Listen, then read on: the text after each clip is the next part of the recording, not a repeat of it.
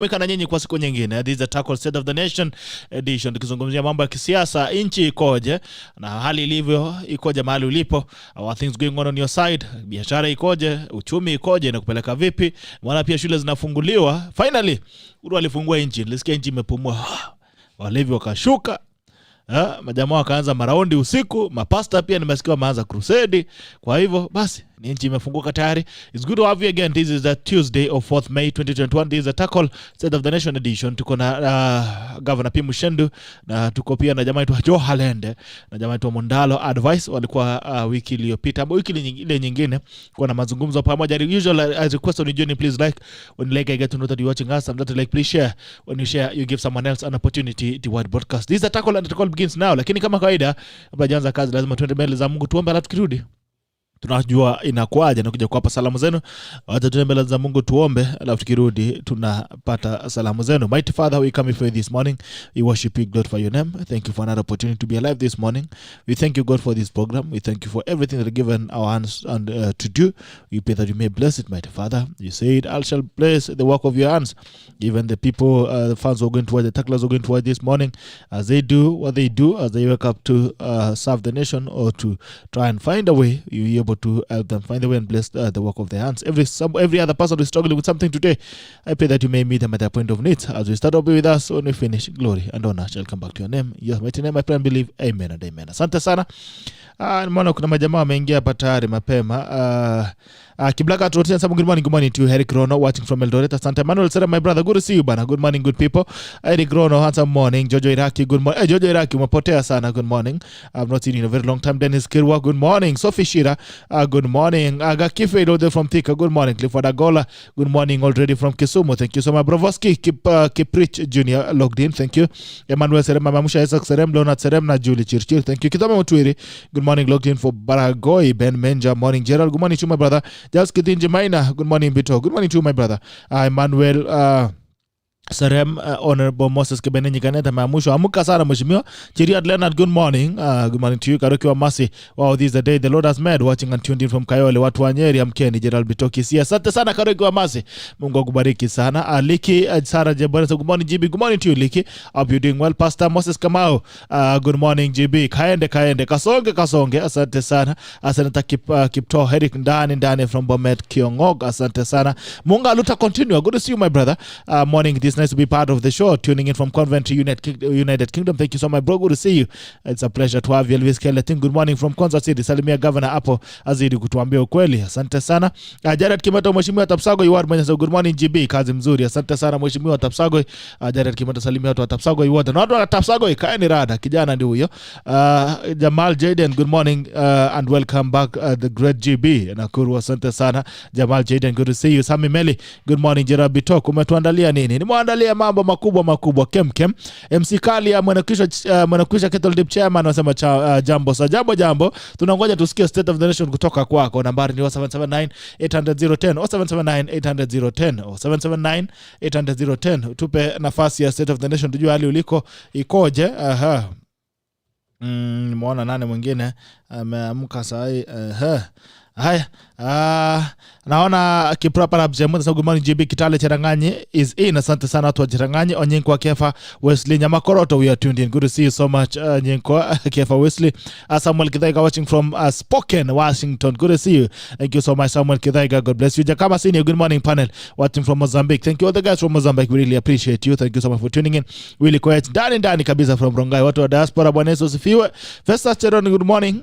Gerald Amin, asante sana. Ageja Graphics, good morning. Leo nimefika time ya register. Asante sana my brother. Keja Graphics umewai leo masaa yake. MC Kala nasema yule jamaa wa very nice is here. Very nice. Jamaa wa very nice media bwana. Karibu sana. Thank you for the work you're doing in Eldoret. George Buckley Ron, good morning from Elgonville, Eldoret. Thank you so much. Evans Kipchichit, good morning GB. Good morning. Doro mwenye wasema aro GB. Aro Doro, hope you doing well. Karibu sana. Tutakuwa babake Willis. Morning KSA iko tuned in. Asante sana. Henry Kimeli Kipkiai. tuned in from Eldoret, Superwave Security Services Limited. Lagan Vincent, good morning from Watamu. Asante sana to Watamu. Festus Cherono, morning from CEO Port Victoria, watching you and Governor. Asante sana. Thank you so much, Festus Cherono. Rashid Abdallah Chemasfue, Nasama top 4 morning. Good to see you, my brother. Kamaliel Babayao, watching from Karen. Good morning, my people. Good morning, Masjid Hayub. Morning, sir. Westland, Brookside, Deacon Dani. Asante sana to Brookside. It's good to see you out of Brookside Drive, Pale Westlands. Good to see you. Asante sana. Jeriat K. Evans, and some morning GB tuned in from Danai, Sotik Bometsi. Asante mwana wa Msimbi ndani from Kiambu Town. Rico Para, good morning GB tuned in from Busia. Matayos yo halende tano fresh. Haya, kupa kuche. Nasikia wanasema kupa kuche. Haya, asante sana kupa nafasi kwa dakika ambazo zinaanza za kipindi, kupa nafasi kutuambia kwamba State of the Nation iko aje mahali ulipo. Nambari ni 0779-800-010 0779-800-010. Utupigie simu utuambie mahali ulipo, hali ikoje. 0779-800-010 0779-800-010. Tupigie simu tuambie State of the Nation mahali ulipo, hali iko vipi. Dickson Sambana anasema good morning Gerald, watching here from Bagadi. Asante sana tu Bagadi, it's a pleasure to have you. Naona Ezirejans, I'm watching live from down under, watu Australia. Good to see you, thank you so much. Evans Arab Serone, good morning JB from Nakuru, thank you so much my brother, it's good to see you. Rashid Abasama sema lini nitakuwa live kwa Tackle. Karibu sana ndugu yangu, hii ni kipindi ya wananchi. Sami Kiemba, good morning from Isiolo, watu Isiolo asante sana. Evans naona angalia comment yako, unaweza piga simu kwa dakika chache zinazoanza tuambie mahali ulipo alikoje. 0779-800-010 0779-800-010. Meanwhile, acha tuende kwenye panel. Governor P. Muchendu, good morning. Good morning to you, Bitok. Good to see you. I'm glad to be here. 2 weeks away. It's always that feeling you're missing something. Mapotea sana. Sijapotea kwa ubaya. And I'm glad to be here, saying hi to every viewer that keeps this show going. Those who have been faithful to watch us every day, we appreciate each and every tackler out there for being the passionate follower and making this show a reality. Yes. Watu ni nguvu bana, unajua bila hao atupo. I am telling you. Benga bana tacklers, if it were not for them, I'm telling you. I always joke, my first 2 weeks in the tackle, I was tackled by the viewers. Mpaka nika develop those grips. And they have molded me as we mold each other and discuss about the state of the nation and where we move from here. So it's a discussion that we have that it is not sieved by anybody. We speak things the way they are. We express our frustrations. We express our anticipations. We express our hope in this show. And also our hopelessness. Even our hopelessness, we express it here. You know, it was sad, let me tell you. One of my lowest moments in life was about 3 weeks ago. I was in town. I had left my vehicle at Kikuyu town. And I had to queue for 1 hour, 45 minutes to get a bus to Kikuyu. And looking at Nairobi, you'd see the hopelessness in the face of people as they queued for those buses. Very sad. And it was very sad to see what people are going through. It was very sad to see women with heavy luggages having to line up and put their luggages as the line crosses to the bus. It was one of the saddest moments. And I remember the Nation journalist who did the photo ops for the situation in Nairobi. It was a very moving one. And in this country, we are in a place where the government must not now think only about COVID. Okay. Chanasikia mwananchi anasemaje sasa mahali alipo. Good morning. Good morning, Gerard. How are you, sir? I'm doing okay. Hali ikoje? Huyu nani Mati? Martin, mambo. Hali iko sambamba. Sijakuwa na bana kaka jana. Mimi niko bana jana, nilikuwa nimetoka kiasi bana. Asol. Lakini I'm glad leo niko ndani ya Tackle. Good to see you my brother. Habari ya Kasarani? Sio mbaya. Mimi siko Kasarani bana. Mimi niko Kikuyu bana. Huko Kikuyu. Wewe mtu wa gana Muchendu? Mimi ni mtu wa Muchendu. Ambia Muchendu he should not take any prisoners. Muchendu anasema don't take any prisoners. Haya, hali ikoje basi mahali ulipo? Hali iko sambamba. Tunaangalia vile kila kitu inaenda. BBI sijui ina collapse on its own. Sababu nimesikia wanasema wanataka kufanya amendments. So sijui wataleta gani kwa referendum. Enye wamechange ama enye tuliwapea. Nasikia kuna 3. So, kuna sasa kama imefika 3 sasa sijui ni gani wataleta. Lakini anyway, tutapatana nao kotini. Tunaongoja kotini sasa. Mundu kotini. Kwa marete. Mundu. Sasa tuko na bumper to bumper. Ali koje. Ali iko sambamba. Kitu mimi naambia tu wa Kenya, ukiona kitu inaitwa BBI mbele yako, unaweka no ama unafukuza vibaya sana. Wacha tusikie watu wanasema nini leo. Sasa asante sana ndugu yangu. Nasikia mlima inaanza kuzungumza. Mnasemaje kwa mlima? Mlima bana iko under his able William Samoei Ruto bana. Hii ilishakubalika kitambo. Mlimaliza hiyo kazi? Hiyo ilishamalizwa kitambo. Haya. Ala. Safi. Asante sana Martin. Pamoja. Bwana siku njema, nashukuru. Thank you so much for calling in. Hawa ni watu wako wa Kikuyu bwana, watu wako rada kabisa. Kuna rada yao safi. I always tell you be talking and you think I'm joking. The moment Uhuru Kenyatta invited William Ruto to Central Kenya and decided to show off his palatial home, and he forgot that he had already occupied the bedroom. And mostly you see when we are doing housewarming is the only time we get to be shown around the house, because the owners have not occupied the master's bedroom. Jambo. Jambo, good morning. Good morning. Chairman Manokisha Kettle Dip. Yes, habari zenu. Salama sana, State of the Nation. Salamia bwana Mushendu. Na Mushendu atuambia mambo ya bedroom hapa. Kumbe watu wanapelekwanga bedroom tour.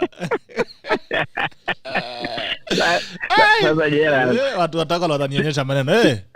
Hata tuanzie kwa Marete. Marete bwana. Marete alisema bwana, I'm not a beggar bwana. I just love the way the guy is real. Just like how he did in this country. I know there's a question he was asked and he just questioned back. Are you questioning my consistency? You asked me the same question last time. Why are you questioning my? Are you trying to question my consistency? Anyway, it's a more serious issue. I think I read something yesterday kwa gazeti about KRA trying to deregister those who are to deregister the pins for those who have not been complying, especially for those who have registered for VAT and also income tax. And I actually don't have a lot of issues with KRA because you might not want to talk about them a lot because, December, I think December they posted some good results. They told us that they surpassed, I think they were supposed to collect 164 billion. They collected 168. In January, also the performance was 1 or 2%. But then I've always felt that, first of all, this is a portal that is well managed at the moment. It's scary. But then now, when you come to the ground, I have a magazine and I've been writing about taxation. And when somebody reads about that article, you not meet somebody calling you, trying to even get to understand. Meaning that the amount of knowledge that the common man now has about taxation is one thing. Okay. Kenyans are willing to pay this part, but then now the amount of resources that the government is putting into educating the common mwananchi about taxation, about the methods of tax collection, what are the methods, and people now mtu akisikia this kind of tax, is it a kind of taxation? What exactly? People don't understand about methods of taxation. So whereby when do I pay what tax, why and how? If people understand that, I'm sure they would be more willing. So you notice that other companies, companies, I'll use the companies in comparison to KRA, when they want to push for their products, they just make sure that they touch some trauma. That is what we call a top of the mind awareness. So that the people are aware that there is a particular tax that I should pay, this and this and this. And this, you see, and also if the people see the value for what they are doing, because you see the taxman is actually eating more than he should be eating. You see, they are collecting a lot, then ukisikia this kind of people are no longer willing to pay that. Anakula. So you notice that people lose interest in vitu kama hizo. So instead of going ahead and registering people, let them educate the people, let them tell the people they are collecting these communities. And so when you file it, we know this will happen for you to benefit this way. But then if you are taxing me na mimi nakutana na poto lenye pikipiki inaingia ndani tunaogelea, why would I even pay for that? Unaswim. Yeah, there's a day somebody so close to me aliacha kufanya tax. A former teacher, somebody mwenye anafaa kuwa anajua kuona tax ni mzuri. bwana akaniambia mimi niko na miaka 60. Kwani kuna nini nyingine bado nataka kwa hii serikali? Kwa kama hawajanisaidia kuanzia nikiwa miaka 20 nikiandikwa kazi mpaka sasa. Nini watanifanyia sasa? Why should I go file that thing anymore? So you notice that these are people whom have not felt. You see, even if it's the former civil servants, they have never felt any form of service from the government. They just have the government that is not willing to serve them back. Then the final thing I'll talk about is about might be the cliche now, but about COVID. Yes. I think it's time now the government thought of other things.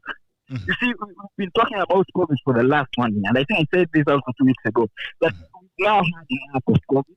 We should tell you our own strategy, but then also enticing us with better things now. We are not tired. Let them talking about COVID from morning to evening. Let them talk about the economy. Let them talk about even the education of the thing.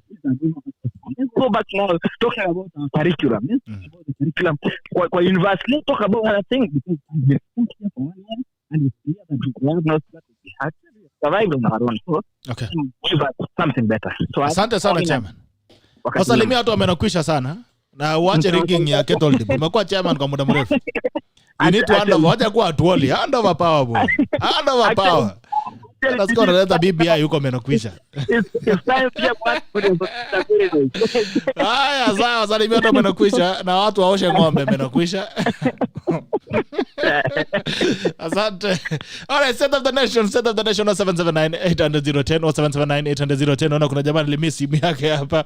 State of the Nation 0779-800-010 or 779-800. In other news, yule mtoto ambaye alikuwa anakimbizwa pale Thika Road wakati wa curfew Baria aliaga dunia.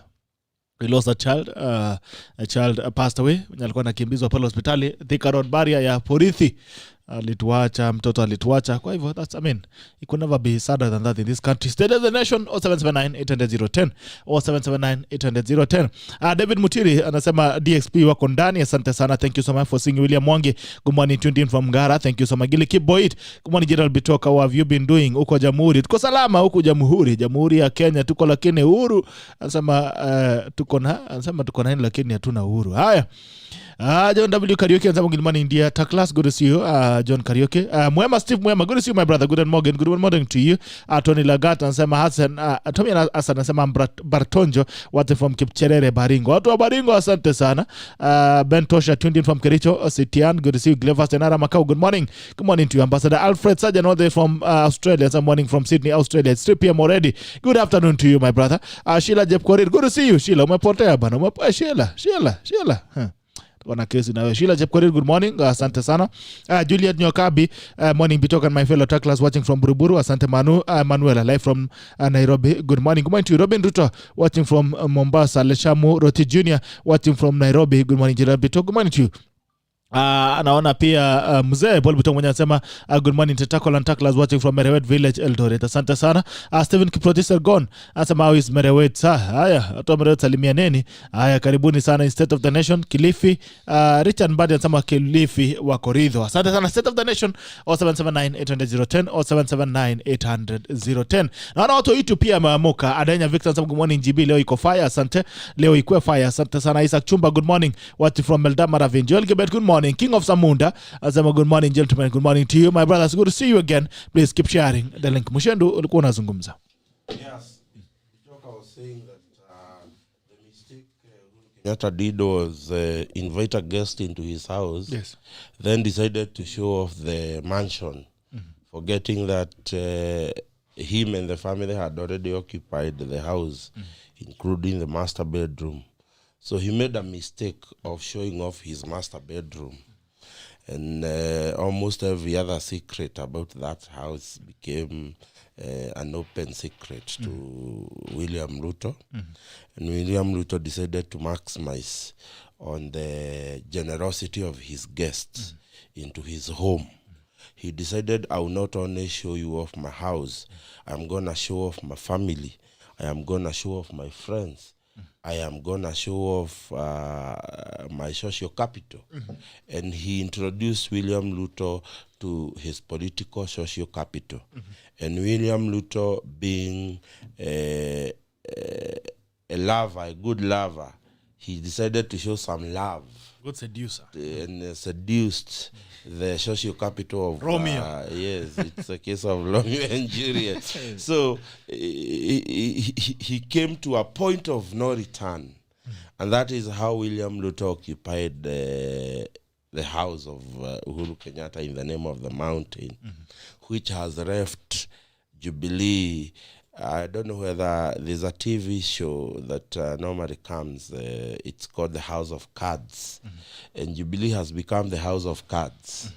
It is a case of now, do we do this? Do we do that? Yesterday there was a very senior Jubilee senior people meeting. That is Mwananchi kwanza. Jambo, good morning. Good morning, unaongea na Kevin Manyara. Manyara, mambo? Poa sana, hiyo show nimeipenda sana. Asante sana ndugu yangu. Kunaendaje mahali ulipo? Kuna niko Mount Elgon Cheptais naenda poa sana. Ndugu Mount Elgon? Niko Mount Elgon Cheptais. Cheptais. Salimia watu wa Cheptais bwana. Ndo salimia watu Cheptais. Asante sana, endelea kushare show. Sawa. Asante sana ndugu yangu. Poa. So we talk. Some people's power. Yes. Yesterday there was a high-level meeting, Jubilee high-level meeting, and the subject of concern was whether to kick out UDA or still maintain the agreement between the two parties. Half of Jubilee wants UDA kicked out. Another half doesn't want that shenanigan to go on. Okay.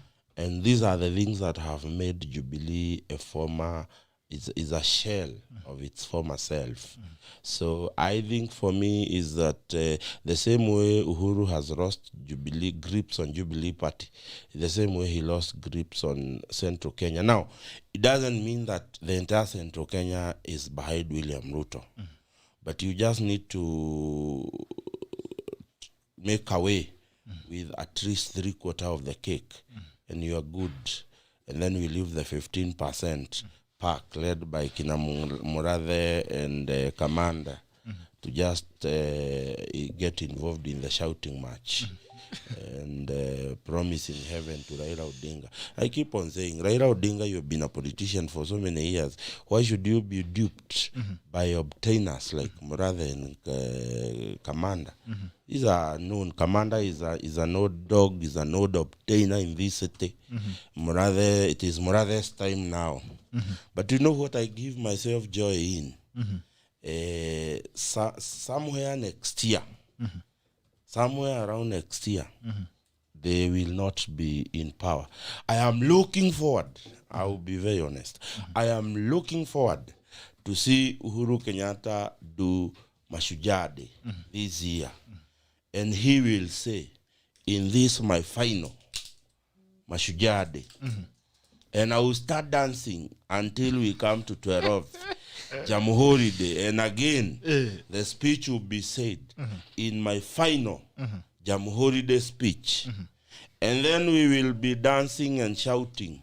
And we will look forward to the 1st of May when he says, in this my final Labor Day celebration. And then from that time we shall start to fililinda as June 1st comes.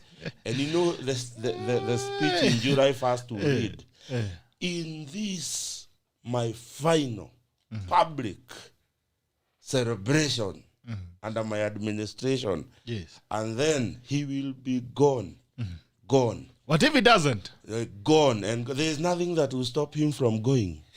Let me tell you, on that particular 1st of June, we will actualize the hashtag Amarize Aende. Hey. Mundalo, kwanza kabla hujaenda, mtoto alikufa. You know, let me tell you, I am expecting, I will say this, all the serious legal practitioners in this country to take the police, the National Police Service, to task on this. They must be sued, and they must, as much as we cannot give the parents back their kid, the National Police Service must be taught a lesson that you cannot just broke a highway for the sake of doing it. If you broke a highway, tell me, what is the purpose of MUCHENDU having a pass? If I cannot access the road at all? What is the purpose of that road broke if emergency services cannot be procured simply because a barricade has been put by the police? What is the use of I will say this, and I will face this. It is a very big shame to the Kenya National Police Service. It will never be lost in our mind that during the reign of one Natembea, we lost a kid because the police service chose not to use their common sense, chose not to use their mind to think. And I can dare say, such an act, we can only presume that somebody failed to use his mind and decided to use his rectum to think. Okay. Haya, look, jamaa anapiga simu. Acha ndugu. Hello? Buda. Vipi? Nitafungua bunge la mwananchi saa 3 Nikifungua bunge la mwananchi saa 3 bunge la mwananchi bwana, kuna mjamaa anaitwa Rashid Masoud Abdalla. Sawa, saa 3 kamili. Anakufikia mbaya sana. Haya, saa 3 kamili. Sawa. Sawa. Mundalo. Yes sir. Good morning. Good morning. Uh-huh. I can see Governor giving himself and a few other hopefuls enough hope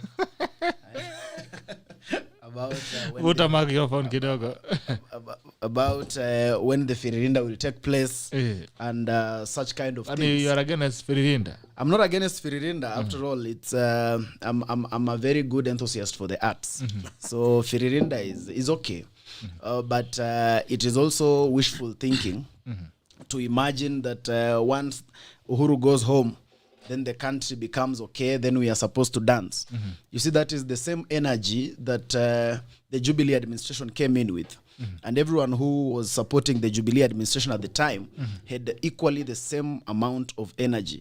I said it here in this show in the last 2 weeks ago, that you remember when they came in with hashtags like tupige kura twende birthday. And the energy was the same. And the energy, it is, and that's why I keep saying, it is high time that we have to reevaluate the way we are doing our politics in this country, so that we don't bank more on the excitement and the fun of it.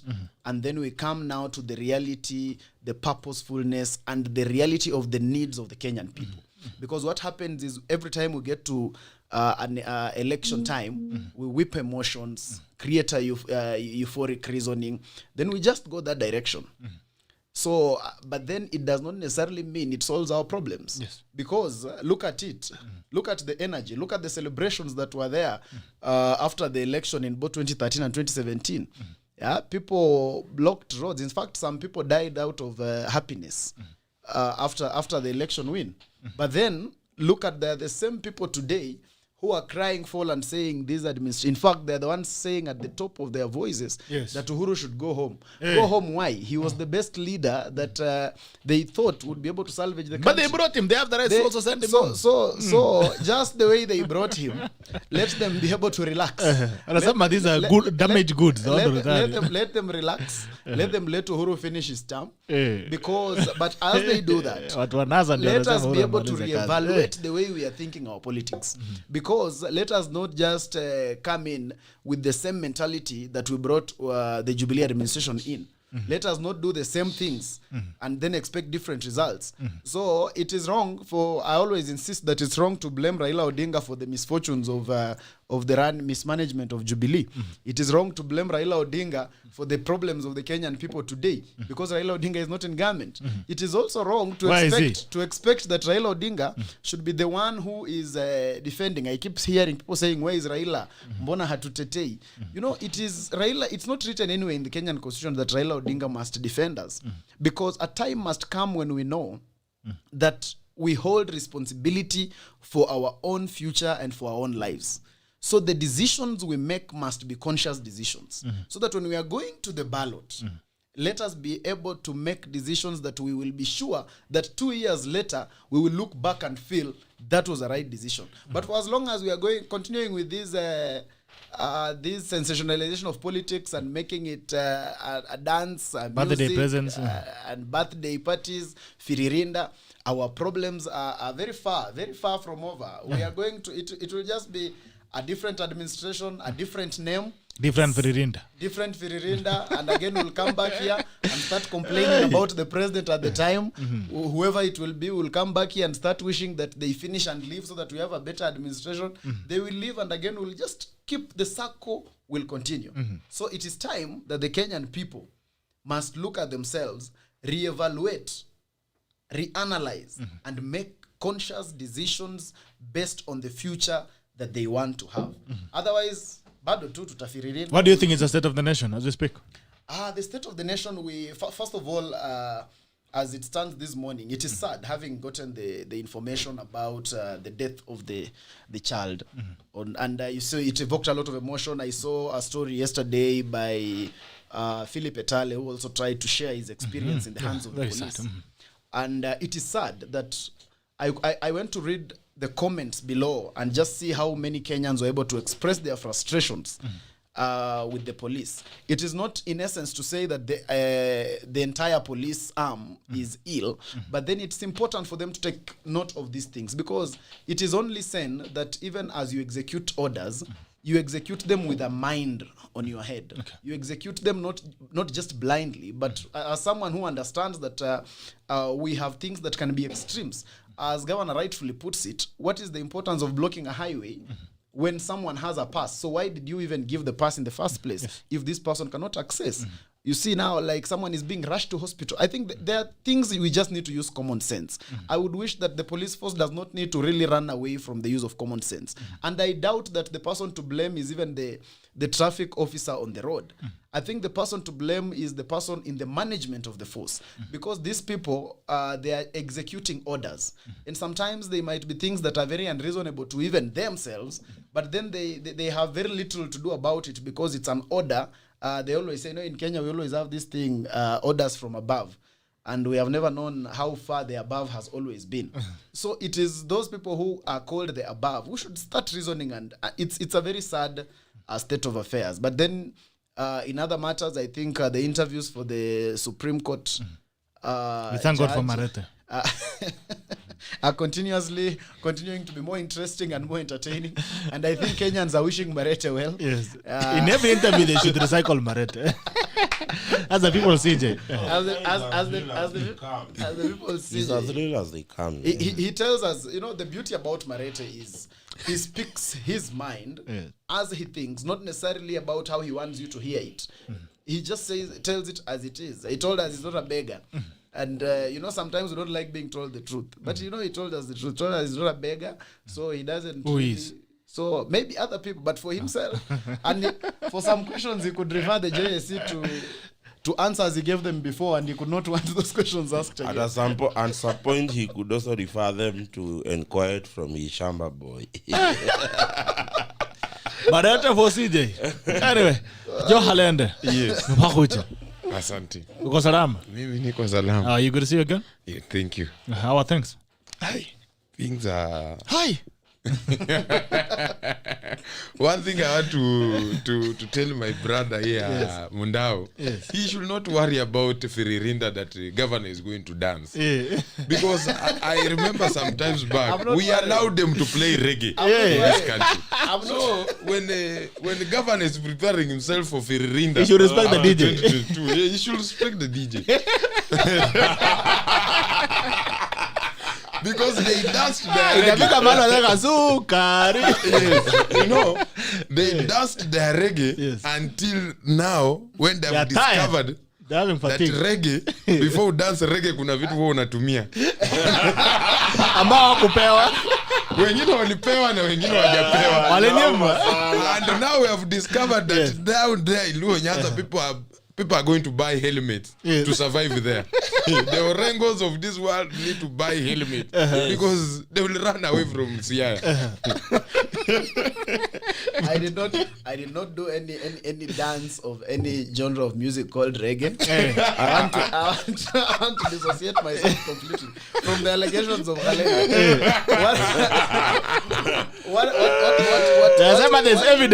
No. There is evidence. What I simply meant is that the sensationalization of the politics is what we need to run away from. Because yes, we have people today who support the BBI. They don't know what is in it, but they know it's because it's reggae. They just support it for the fun of the word reggae. Just the same way people want the exit of Uhuru, they want to Firirinda and then come back with something else. So you see, it's not about the agenda. It's not about anything serious. It is just about getting things let me tell my friend. That's what I'm trying to run. So I know Khalende will insist that I have been dancing reggae on these streets of Nairobi. Yes, evidence. You know,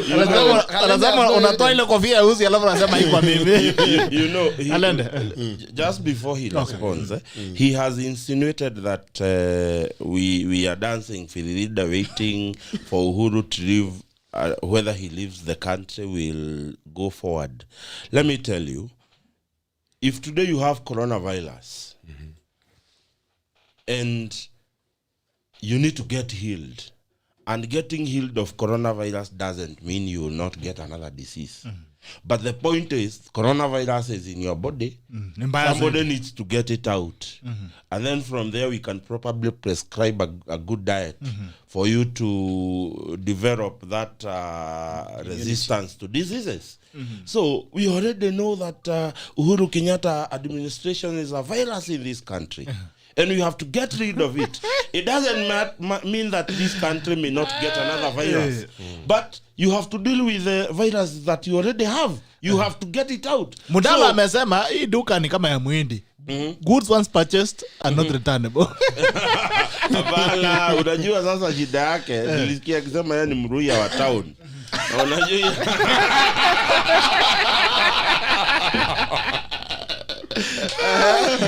there is one characteristic with Waruhia wa town. They have to be loyal to some people to survive in town.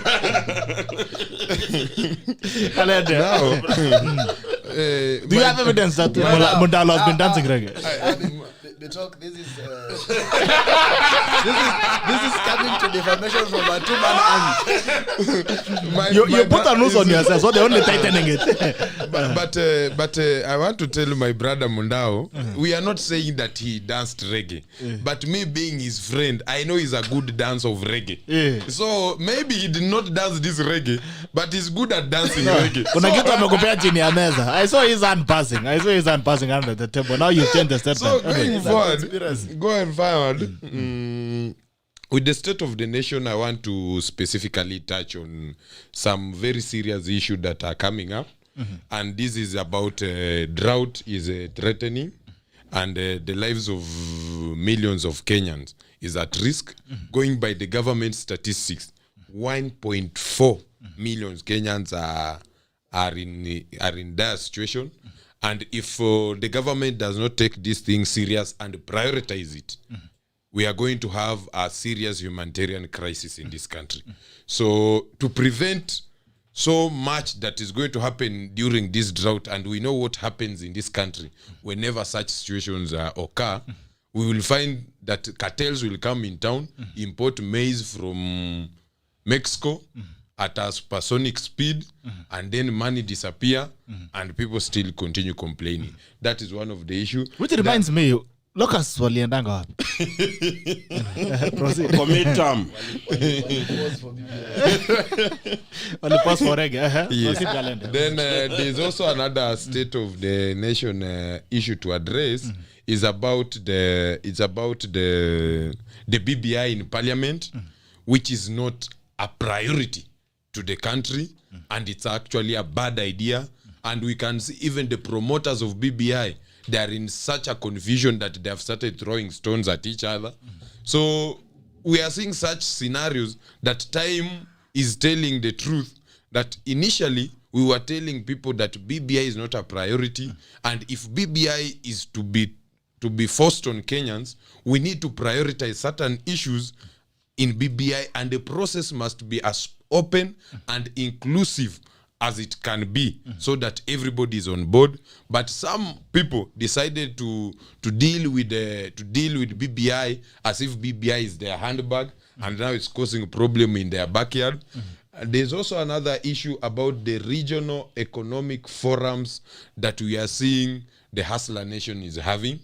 And one thing that last time we were here and with my brother Mundao, we were talking about having politics, issue-based politics as a country as compared to the 50 years old tired line of ethnic mobilization. And this economic forum, which started in Masai Mara, has ignited debate in this country.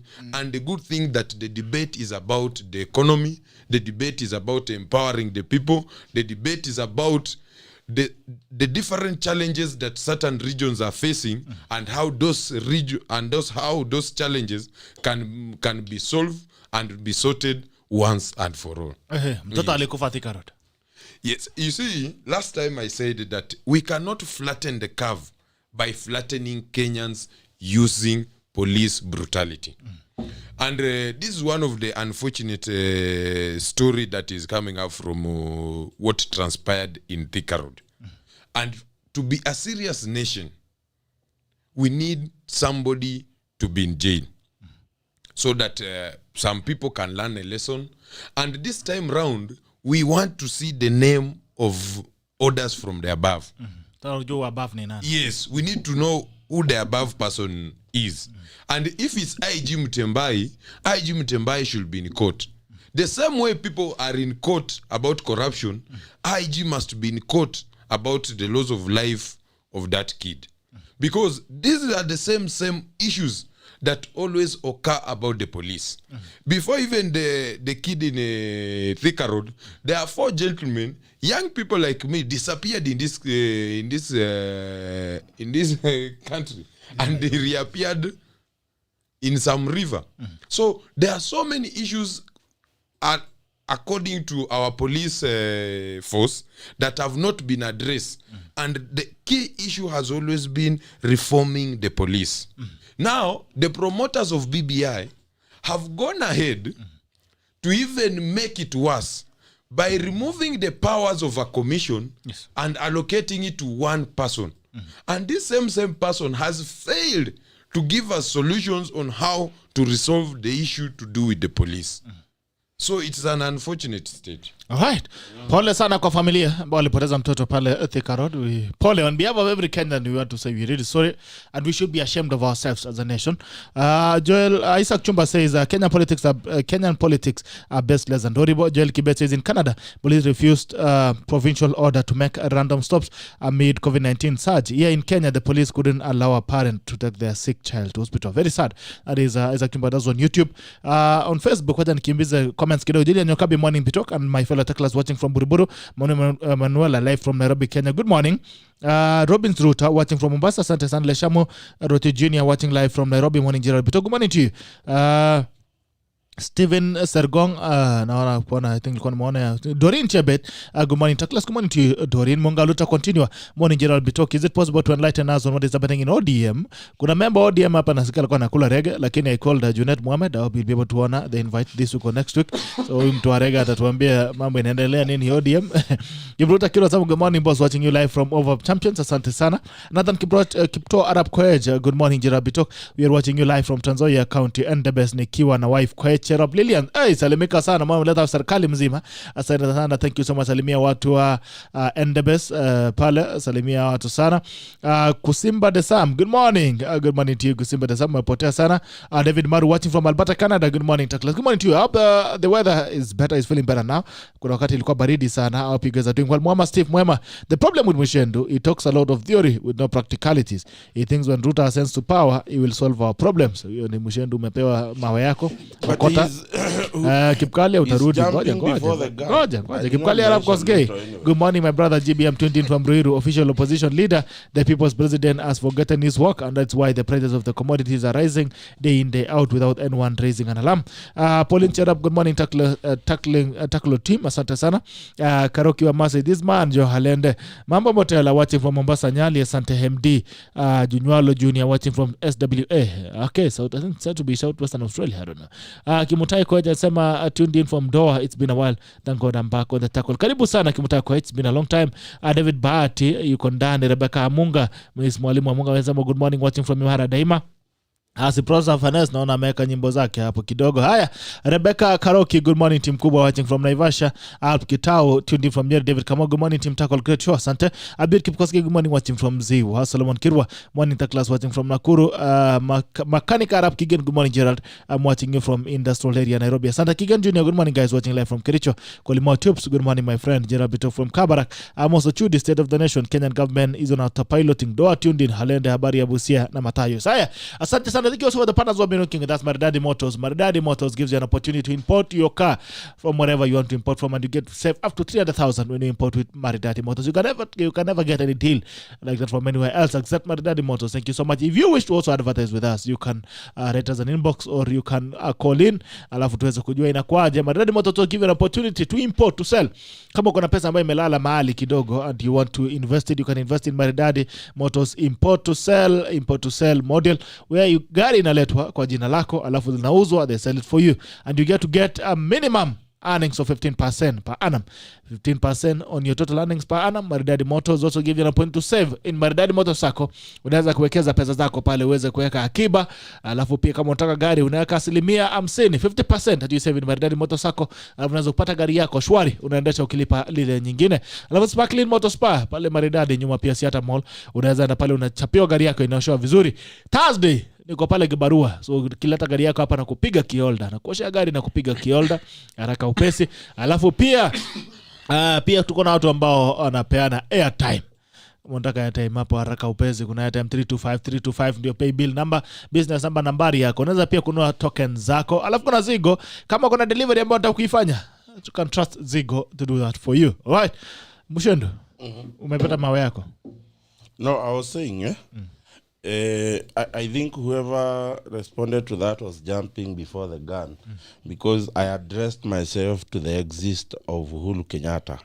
And I think this nation has seen enough of President Kenyatta.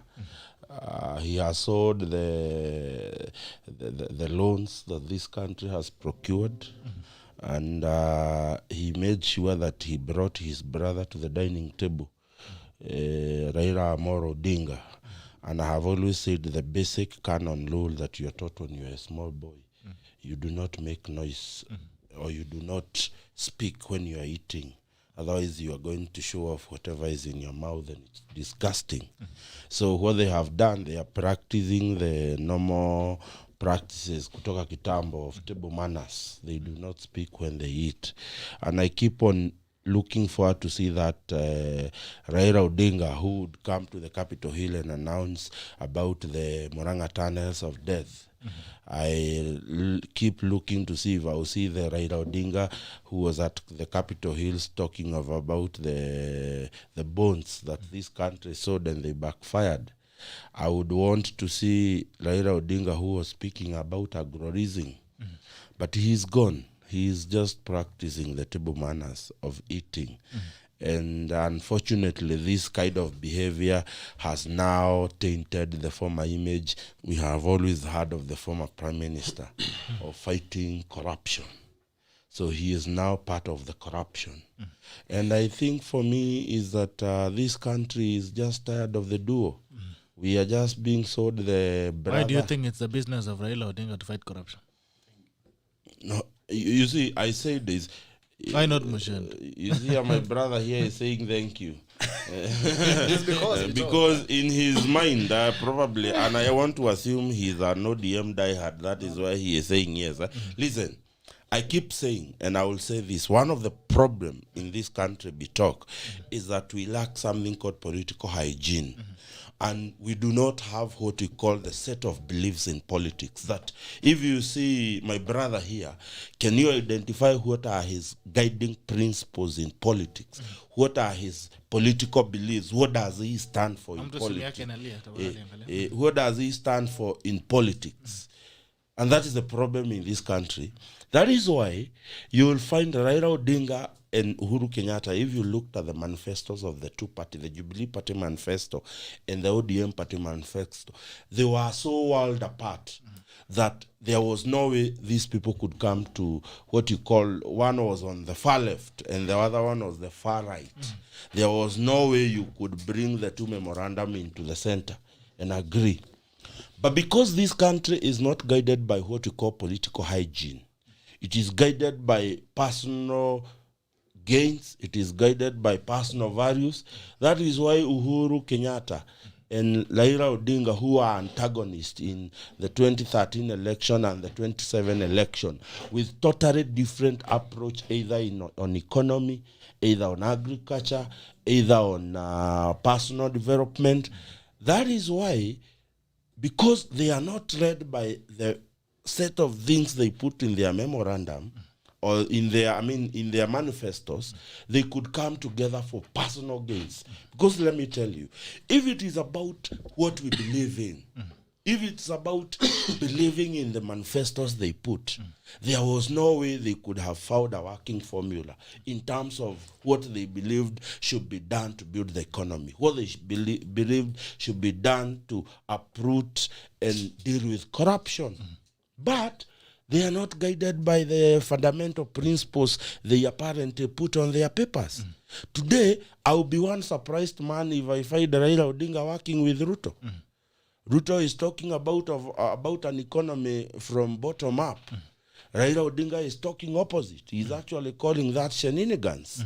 But it will not be surprising if the two decided to work together, as long as the union they have is going to personally help them ascend to power. It is like what I'm saying about Gideon Moi, about Mudavadi, about Kalonzo Musyoka, about Weta. Their union is not driven by the capacity to work for Mwananchi. These are boys who have tasted power, and they have seen what power can do to them. And they are coming together so that they can capture power and enjoy power. And that is the driving force of any politician in this country, regardless of your status, regardless of who you are. That this country does not have political hygiene. And that is what is eating this country. That is why Raila Odinga made a U-turn. That is why I do not say it is his job to fight corruption, but it is what has defined politician in the name of Raila Odinga. From the day he came to write in 1982 and started taking shape, he has been divined by the fact that he has always stood against ills in government. Today, Raila Odinga is not a member of Jubilee. He does not hold any official position in government. I expected him, despite the fact, because I believe, as much as they do not have same values in business, same values in politics, at least coming together to ensure that this country is running, that to that extent is agreeable. But that did not mean that Raila Odinga should have now kept quiet when corruption is going on. It is only in this country that you pass by an organization of government and you are called by the gate man, and you are told to get in and fill the document and go out with a contract of 4 billion. I mean, isn't that a miracle? In fact, the person who got that contract should go to church and declare of a miracle, because those are not natural occurrences. As I said, their prayers were answered. You know, that's why we go to church and say your prayers. I was just passing by, and somebody, the gate man, called me. And when I went there, I was given a contract of 4 billion. Isn't the Lord good? Isn't the Lord good? The Lord Lord is has good. been good to me. We In thank fact, God. that's why you reach and you say, the Lord has been gracious to me. Hey. You understand? So, with that kind of corruption we talk, it is worse than what Raila Odinga was trying to insinuate with Murang'a tunnels of death, with agro-leasing. This is corruption that we all could see, but not even once did the good. Actually, I don't like calling him former because the Queen's language will judge me well. He is the Prime Minister. That is the problem I have with him. What has defined him, he has abdicated from that responsibility and decided to support. Who gave him the responsibility is the question. No, it is a political the moment you come and Or declare, resolve a portion. Yes, the moment you venture into politics and you assign yourself that responsibility, the natural course of things dictates that we will automatically hold you accountable to that position. But Raila Odinga is enjoying the route together with his brother, and they wake up and they smile, and once in a while they show up in Nairobi to inspect projects that not even MCAs are supposed to be inspecting. It's supposed to be inspected by small, I think governor has had his time. Get closer to your mic. And the first problem I have. As you also come in, you should tell us what's going on in ODM. First of all, I'm not an ODM apologist. I'm not a member of ODM. But you're an amicus square. I speak to the political realities of the country, because the reason why I refuse to believe that Raila Odinga must solve the problem of Kenyans is because as a country we need to start. It is speaking from both ends of his mouth when, for example, governor starts by saying that Raila Odinga is old, he should be heading towards retirement, and that's what most of the people keep saying. But then when there is a problem in the country, we keep running back to say Raila Odinga is supposed to defend that position. When Raila Odinga wants to vie for president, we say he is old, he's not supposed to be doing that, he should go home. But when we have a problem in the country, we want to blame Raila Odinga for it. I think as young people, especially speaking to the realities of the politics of the young people and the young leaders in this country, we must be able to come up and fill some of these shoes. Because we cannot expect Raila Odinga, who is about 80 years old, to be the one continuously defending this country when we are a population that is about slightly above 60% youthful. So we cannot be able to be living in that politics at this time. We cannot be able to be living in the politics whereby Raila Odinga is our source of blame for every other thing. We cannot be able to say that we want to see Raila Odinga come up and talk about the way he did with Anglo-leasing, the way he did with other things. The question is, as he did that, we were supposed to be learning. Now, as we have learned, what are we then doing today to still continue that? Because Raila Odinga will not be here forever. That is what I speak to. It was good when you asked the good governor about why he believes Raila Odinga has the responsibility to keep saying this. And the first thing that happened is at least his tone went down. He became more liberal in his speech. And I think that was good enough. But then it is wrong for us to keep believing that every time we have a problem, we must rush very fast and look for Raila Odinga to blame. I think it is the reality of our politics is that as a generation of young people, we must be coming up with solutions today to start crafting a better future for this country. But for as long as we are continuing to blame 80-year-olds, 75-year-olds, 90-year-old people for our problems today, first of all, why do we even want to believe that they understand our problems today? We are not even supposed to believe that they understand our problems today, because the problems that Raila Odinga had when he was 30 years are not the same problems of a 30-year-old Kenyan today. So first things first is that we must first of all try and ensure that we run away from blaming the wrong people for our problems today. Let us first of all ensure that we ourselves have the sole responsibility. And just the way we are saying Raila Odinga should defend us, we should ask ourselves, what are we doing about it? I expect the good governor here to come up. He's saying there is corruption in government. He should be coming out, and it's good that at least he has come out to speak about it. He should do more. Not every time blaming Raila Odinga for the ills of this country. And it's wrong for us to keep imagining that Raila Odinga is eating government coffee. I think that is just a rumor blown out of proportion. Because Raila Odinga holds no position in government. The government of Jubilee and the government of Kenya today is headed by one Uhuru Kenyatta, deputized by one William Ruto, who is now coming up with economic models that will help us later, instead of coming up with what should be helping us now, because the deputy president of this country today. Now, instead of helping the country today, the deputy president is coming up with models that will help us post-2022. What I like about it is that the deputy president is bringing a different kind of politics in our politics today, in where we are saying, apart from just telling us about where you come from and who is with you, can you also tell us what's your plan? Up to that point, I agree with him entirely. Whether he will do it or not is a question of another day. The reason why he's doing, whether it's political or not, is a question of another day. But the reality is, he has come up with something. He's bringing together people from different regions of this country and saying, what is your problem? How can we address it? Whether he is honest about it or is just being politically correct about it is a question of another day. But the reality is that he is introducing a different kind of thing. And trust me, in the next few months, you'll be able to see other leaders trying to emulate the same. Now, when whether they will be copying him or not, it is the right direction for our politics. It makes us start running away from the politics of when I am with William Ruto, I have all the Kalenjin. When I am with my good Senator Moses Wetangula, then I'm with all the people from Bungoma. That is where we should be running. You have the town and the village.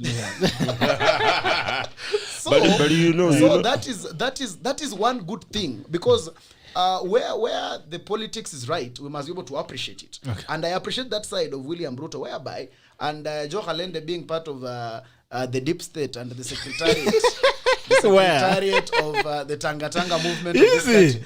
Before we started the This show, is a deep state of Tanga. Before we started the show, he gave me authoritative information that next weekend is for Coast, then the other weekend is for Western. And you see, because he's the one who diarizes the program for Tanga, I believe him. So that is simply to me. So he will be leading the Western delegation. Yeah, so KHALENDE will be leading the Western delegation. But my only problem is that he might not give the problems of Western, but the problems of Matayos. That is my only problem. Or he'll just choose to go for lunch. Or he'll just eat lunch. But the good thing, because the last time leaders from Western Kenya were in State House, I remember them being given a bus when others were being given more serious things. But the good thing about this is William Ruto brings in that aspect of politics where we are going to discuss economic models. Finally, we have, even if whether you agree or don't agree with his bottom-up approach, the good thing is that it is an economic model, and it's creating that. It is something tangible that we can now discuss and say we don't agree with this model. It will not work for Kenya because of this and this. And another person will bring in another model, not another tribe. Not sensationalization of politics. So we now talking about issues. Not a song. That this one now, because this one is reggae, as we'll go with reggae. This one is Firirinda. I think for the first time, we are going to have kind of. We have seen in the past talk. Our politics is defined by even musicians. That we have some musician who is on the side of T-Beam. Then we have another one. Then people just vote because of the songs. But that the Beam guy was a businessman. He went even sang for Mariga. Today people are blaming the Ndani musician. What is his name? Guitar. People are blaming Ben. Alisema blame yourself. Instead of blaming, so he's telling us blame, and he's right about it. So the thing is, we must be able to be looking into moving our politics forward. That is what we should be looking at. And we must stop thinking that every time we blame Raila, we look like we are clean. When we say Raila Odinga was fighting for these things from 1986, we should really be asking ourselves, then what are we doing now? Because when he was doing that, he was a young person. That is what he did in his youth. Yes. As young people, we must come up with ways to improve this country today, not blaming Raila Odinga, who is 80 years old, and our grandparents who are 80 years are seated in the village. All we do in the city is to send them some little tokens, and going to see them back in the village. They don't even move up to the gate. Our grandparents who are the same age with Raila Odinga. But when we come to Nairobi, we now want Raila Odinga to come out of his current home and lead demonstrations in Nairobi. It is basically wrong and unreasonable. Kila mtu aleta babu yake ngoja. Nilikupea kai mkubwa. No, I just wanted to say, what does an 80-year-old have a business reading a serious political party? If you don't want to be blamed for things that are happening in this country, take a retire, go home, sit home. But if an 80-year-old is reading a certain party, we will evoke his name every day here until he takes. Listen, my brother. You keep on saying that we should not blame Raila Odinga for the things that are happening, and I will tell you the same way we are blaming Uhuru Kenyatta for the woes in the Jubilee Party, that is the ruling party. We will also blame the things that are happening in the ODM party on the party leader, who is, and it is good. My brother is admitting that ODM is being being read by an 80-year-old who should have no business being in politics. He should be going home. But this is the guy who went to the stairs of Harambe House and shook the hands of his brother. Why shouldn't we blame him? But you're blaming him for the problems. You're blaming him for the problems of the country, not the problems of ODM. Listen. This is a guy who leads a family that is raining havoc in this republic when it comes to the liquid LPG gas. The family is hold your horses. You must not tell me how to execute my point. I am saying he is not only holding this country hostage politically, he is also holding this country hostage politically for his businesses and the family businesses to expand. So we will say these things. Let me tell you, there are serious magnates in this country who are minding their own businesses and not coming to politics. Do you hear anybody shouting their names? But the moment you bring yourself into the chopping board, we will chop you. Upana kisu. Haya, halende. Deep state, yes, go deep state. So what's going on in ODM? What's going on in ODM? And do you think finally the DP is evoking a new conversation in the country? Do you think it's shaping the conversation in the political landscape? I don't want to look like an expert of ODM affairs, and the way my brother has decided he has exonerated himself from his own party. Yes, yeah, and he has said that I'm the deep state of Tanga. And one thing that I like about being branded at Tanga and being associated with William Ruto is that the new politics that he's bringing on board. And last time we were with him, he talked about William Ruto enjoying the euphoric support. But this euphoric support is coming with tangible issues that normal Kenyans can discuss. And the way he has said that I will be in that economic forum from Western. Yes, I will be in that economic forum from Western. And I will talk about the issues of the people of Busia and specifically the issues of the people of Matayos. Because let me give you my perspective about Matayos. Matayos is a constituency within at the border. And we enjoy the issue about the border. One thing that happened there with the Uhuru government, World Bank released money to construct the border and the roads. If you go to the Ugandan side, they build the gates and the immigration office and how to offload, unload, and the transportation things around the Ugandan side. And they expanded the road. But on the Kenyan side, we constructed a huge building, a huge gate, and left out the road. So the road leading into Busia town, it is like a shamba. It is a shamba, in fact.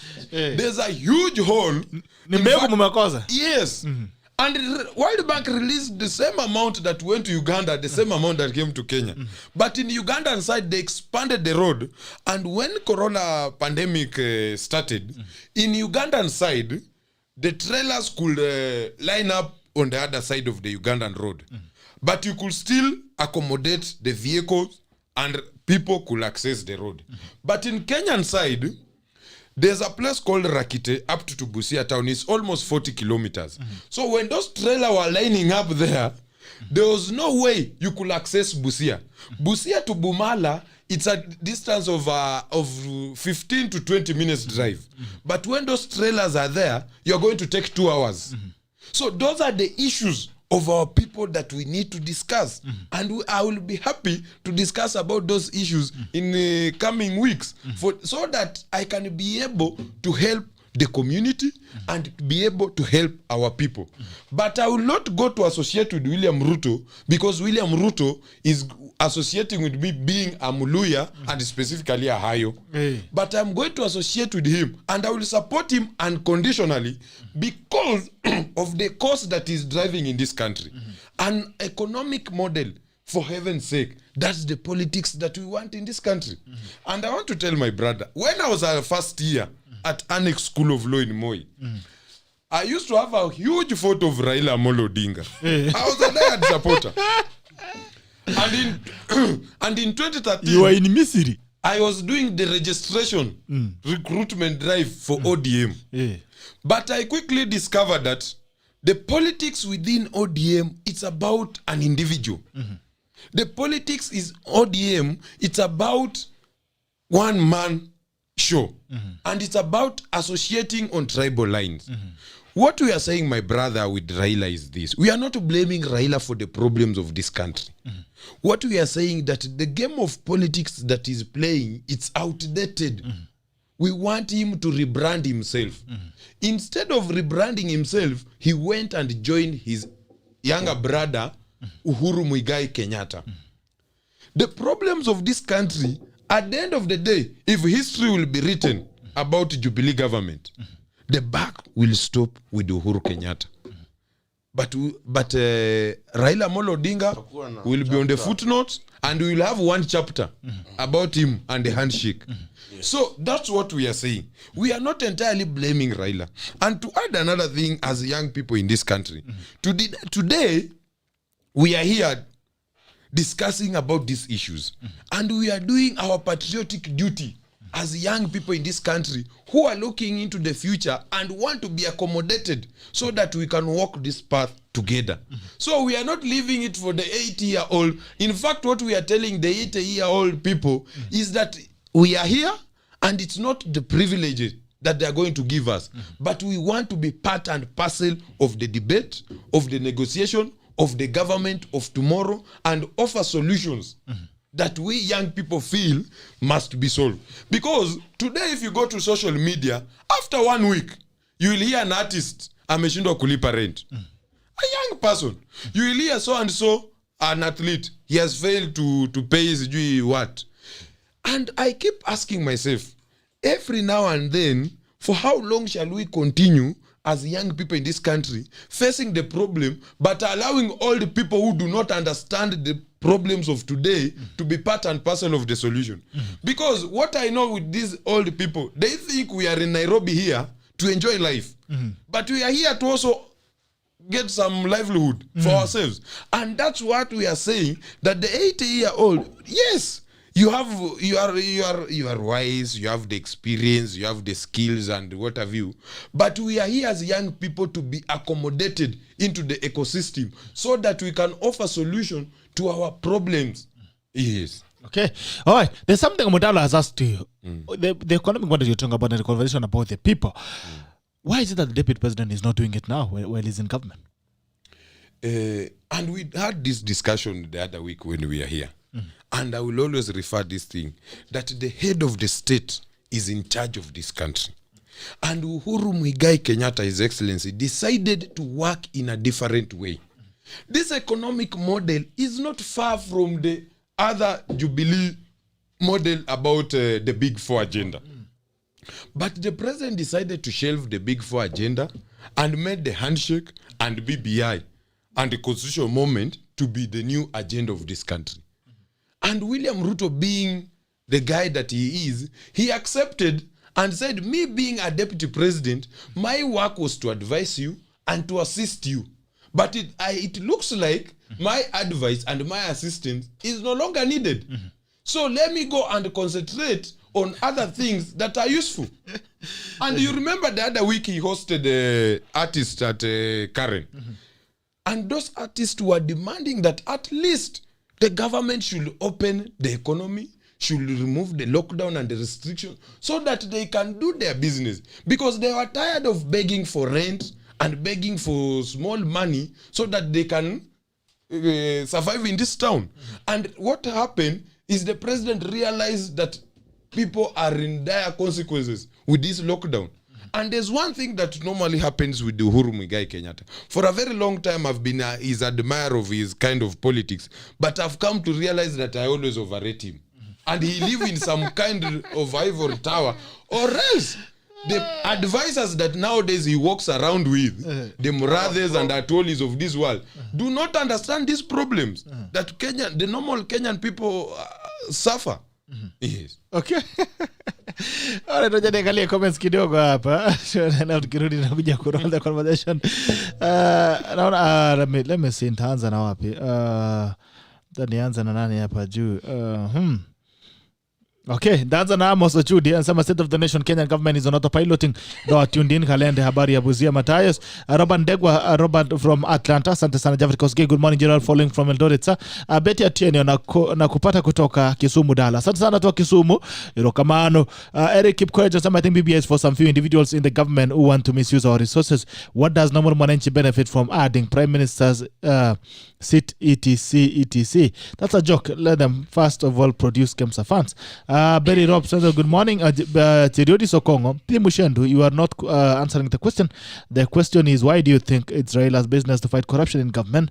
Do you know that in the last election there are around 9 other presidential candidates? Desi Maritim, good morning. Enjoying the show from Utawala. Asante sana Mheshimiwa. Mweva Steve Mwema says MUCHENDU has lost focus by blaming Raila Odinga. He is just a better man. Cleveland Otieno says good morning. Team Tako, good morning to you, Cleveland Otieno. Arwaso Bonyo, let Raila retire then and create space for young people to steer up the fight against corruption. Why does he still play a role of an elder, yet he misleads the country by leading us to poverty through bad politics such as BBI? And LCS Murai, good to see you. Umepotea sana. Anasema good morning. Last team, good to see you. Cleveland Otieno says, can you inform Mundalo that our current problems have been caused by the same 80, 90 and 70-year-olds?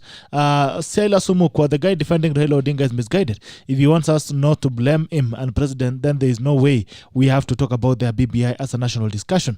Mwema Steve says, Mundalo is a brilliant guy. Amos Ochundi, Raila Baba is opposition leader. He must be checking on government operation, but today Baba is launching corrupted projects.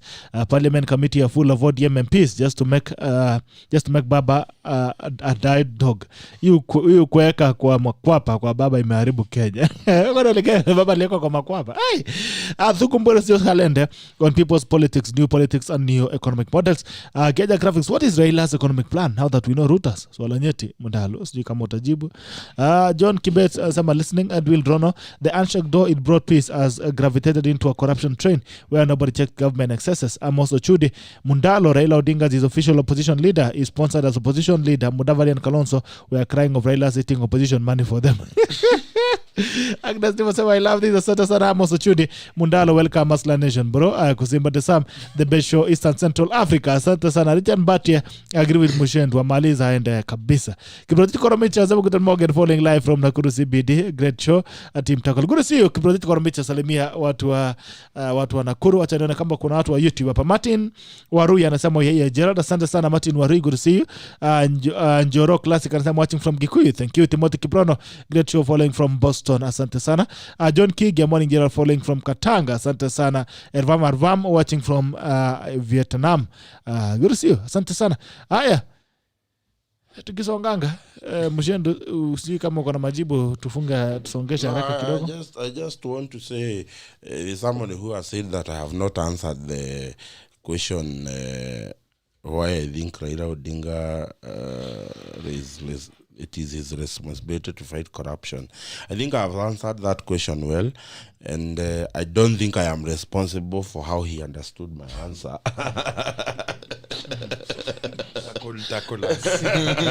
No, in this social streets, if you are tackled, you tackle back. But nonetheless, I have to keep insisting, and I think there is no way you can exonerate Raila Odinga from taking part of the blame in what Kenya has become today. Because he is a partner of Uhuru Kenyatta in the handshake. He is a drive force in the current BBI we are talking about.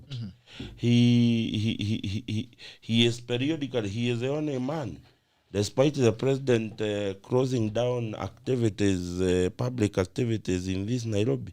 He is the only other man who is invited by the president so they can go and break the same curfew rules the president has set.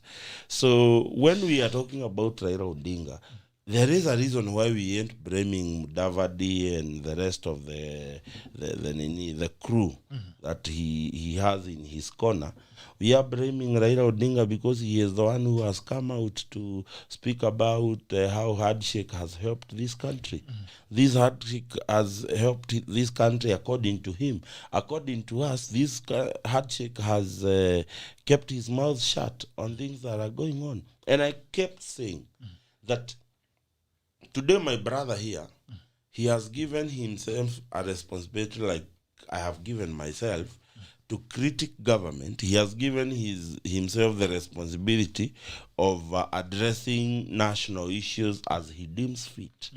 And with time, people legitimize your voice as a voice of reason in the republic. That is why you come to this show every day. And Raila Odinga legitimized his voice to fight corruption every other time he came to the public to talk about corruption. And people perceive his voice to be an voice an of anti-corruption reason. Caesar. Yes, anti-corruption Caesar. So when you vacate from that responsibility, we will see you from another angle. We were seeing you as a voice of reason. We will start seeing you from another angle. So we are not actually saying that there is a legal responsibility Raila Odinga has to fight corruption, that he assigned himself that duty. With time, people believed in his voice and capacity to speak about corruption. And then he went and abdicated that duty that he assigned himself. He did not go to retirement, because if he abdicated duty and went to retirement, nobody would have an issue. But he decided to provide the best author in that choir of Jubilee. And now he sings. You see, it is very hard to pick out the author, the best author in a choir who is singing that best author. Unlike when you can pick out the sopranos and the lead person of the choir. So Raila Odinga is playing that author at the back that you cannot really quite pick it out. You should appreciate Raila Odinga for helping us get the projects, Lanya projects. I mean, let's give a man his dues. Let me tell you, that's why I've said. But idea to launch projects. Maybe you could not be having these roads. No, I said he's the only man who was invited by Uhuru Kenyatta so that they can break the curfew rules the president set out.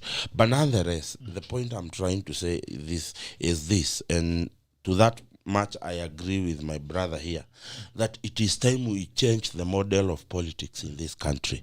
And I think William Ruto is bringing that. And you know, my brother has insinuated here that William Ruto should be bringing those ideas to the current Jubilee. And you know that the work of a deputy president is defined with 2 lines in the entire constitution. He is the deputy president and the principal assistant to the president. And every responsibility William Ruto is given under that constitution is what we call delegated authority. Purely in the constitution. Every responsibility for William Ruto in our constitution, my brother, is delegated authority. And if it is delegated authority, that means it is the person who has possessed that authority to delegate responsibilities to you. And if that person deems it fit not to delegate to you, you cannot question that. Okay, you cannot so demand William delegation. Ruto, rather than staying idle and roaming around Harambe Annex or at his home Karen, he had decided to keep himself busy because he is a man of immense resources in terms of capacity to think about political models, capacity to think about how to rebuild our economy.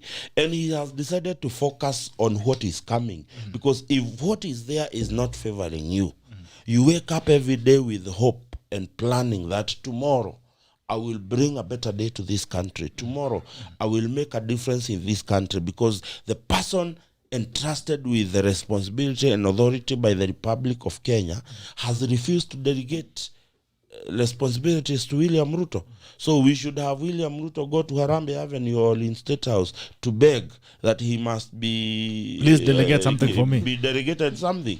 That would be thinking in a clumsy manner of thinking. That would be idiotic. Okay. So William Ruto, having struggled, having built his own political path to where he is, he cannot be reduced into a beggar to be allocated responsibility. And I actually appreciate the fact that William Ruto decided to allow the Jubilee parrots in the name of Murathe and Commander to continue misadvising the president and taking him to the ditch.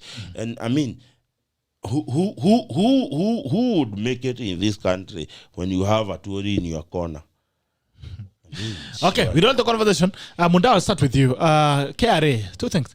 KRA is set to disband pins of Kenyans who have seen not to be filing taxes. I know this really would mean that it complicates a lot of things for Kenyans because this is a document that you need to transact a lot of things. And the question is KRA being sensitive enough? Because how many villagers in where you come from go? You're a town lawyer. And that's this Matayos guy. So how many people know much about KRA? And then the second thing, the budget is coming out at 3.6 trillion? Yes. And Treasury, you're good at saying I don't have the money. Now I want unfeathered power to readjust the VAT regime. What are your thoughts on this issues? It is unfortunate, and I don't agree with the KRA's decision to do that. But with time, Bitok, you'll get to this understanding that with time, our administration has we are shifting towards this mentality of use of a lot of energy. From public institutions and public servants. And in as much as it has worked for us in some instances, it is not something that we should encourage. Because we saw this start some time back with C.S. Matiang'i when he was Minister for Education, where there is little consultation done over things and there is this forceful way of doing things, and people seemed to love it in the beginning, but some of us still held a view that it was a wrong approach to handling issues, and this has escalated to a point where a public cabinet secretary stands up and says police officers should not marry each other. You see, it's as if we are living in someone's house and someone just comes up with any rule, and this is now degenerating into now public service. That's why you can see KRA coming up with such recommendations, because you look at it, even the way KRA itself has been able to sensitize people about the matter of taxation and payment of tax is still wanting in this country. Leave alone the people in the village where in Matayos, where KHALENDE comes from. Even people in this town in Nairobi do not understand this concept of taxation and what really is supposed to happen. And another thing is we have millions of business owners who are doing a lot of business in this country who are evading tax. Now, that is the money that KRA should even, in fact, be looking for, instead of going to push the common little Kenyan down there and just making life unbearable for them. So I don't agree with that situation, but also it degenerates still into the way public servants are operating with the people. This forceful way of doing things is the wrong way of doing it. We are not, a country is not a place where you are leading children. Yeah, we have seen this still happen with the Ministry of Education. You see the way the CS sometimes handles issues. Yeah, when my friend Zach Kinuthia came into the ministry, the next week he wanted to fire a professor. So this is a way in which we are degenerating towards a very wrong way of administering leadership, and it is something that must absolutely be checked.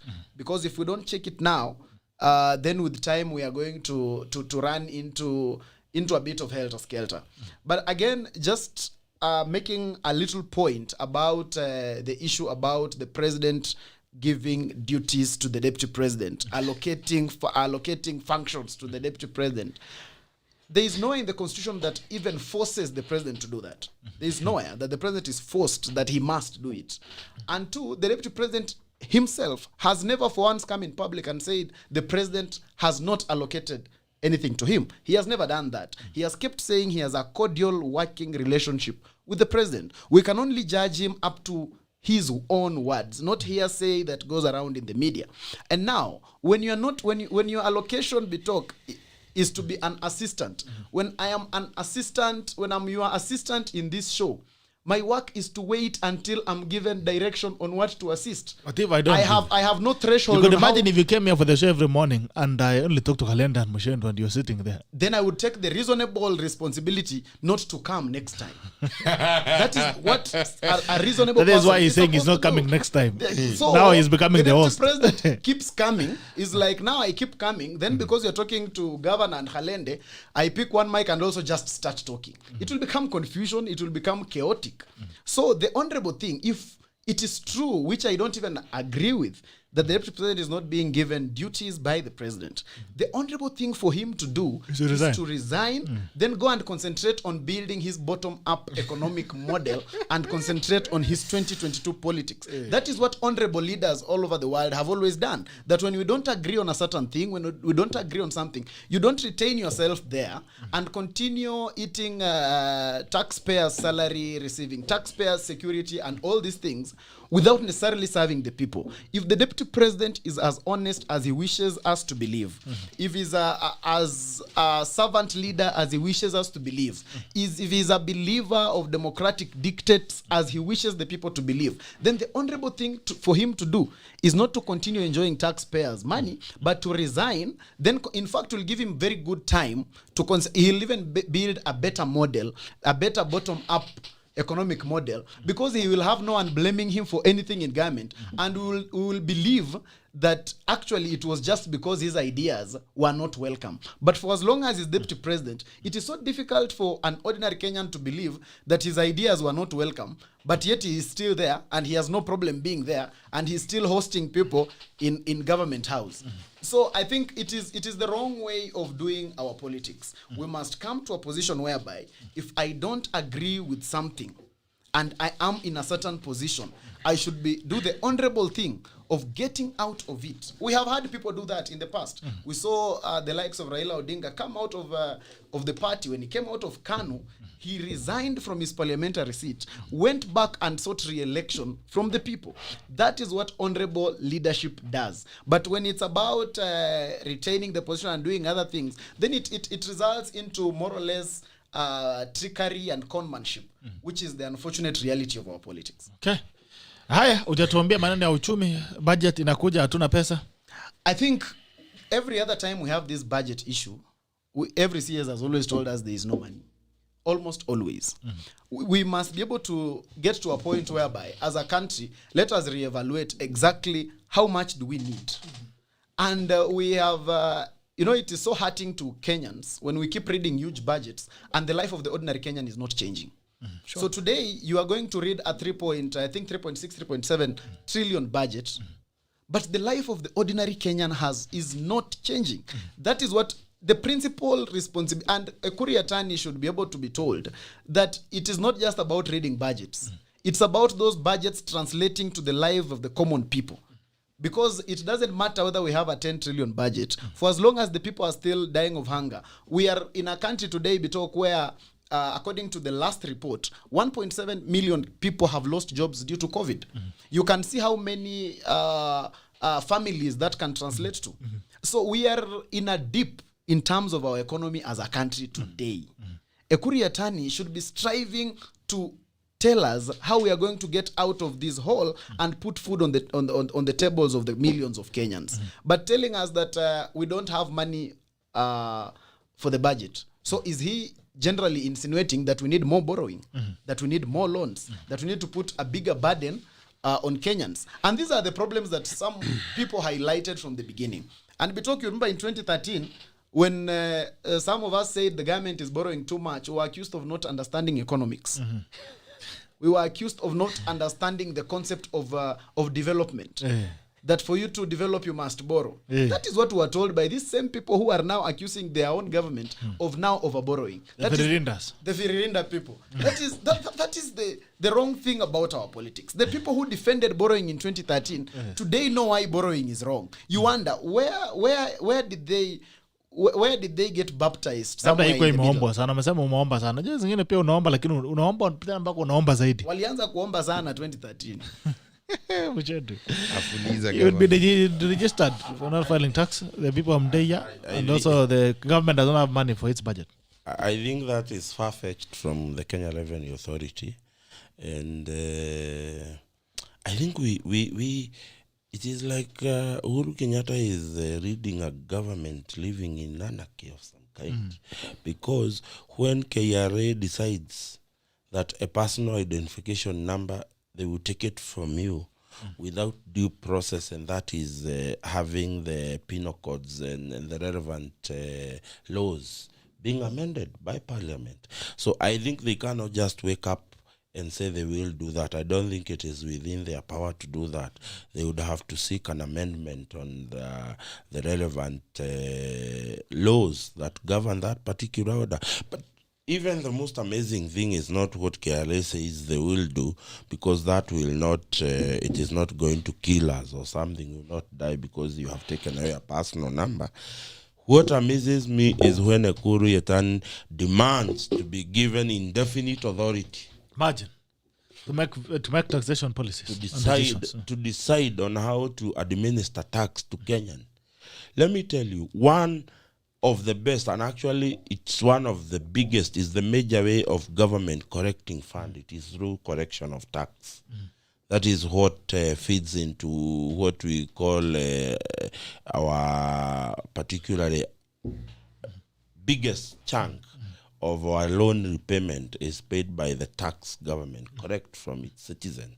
And therefore, when Ekuru Yatan, a minister, is seeking to be given indefinite authority to decide how he is going to administer VAT on Kenyans, it is the most dangerous thing that can ever happen to a liberal economy like this one in this country.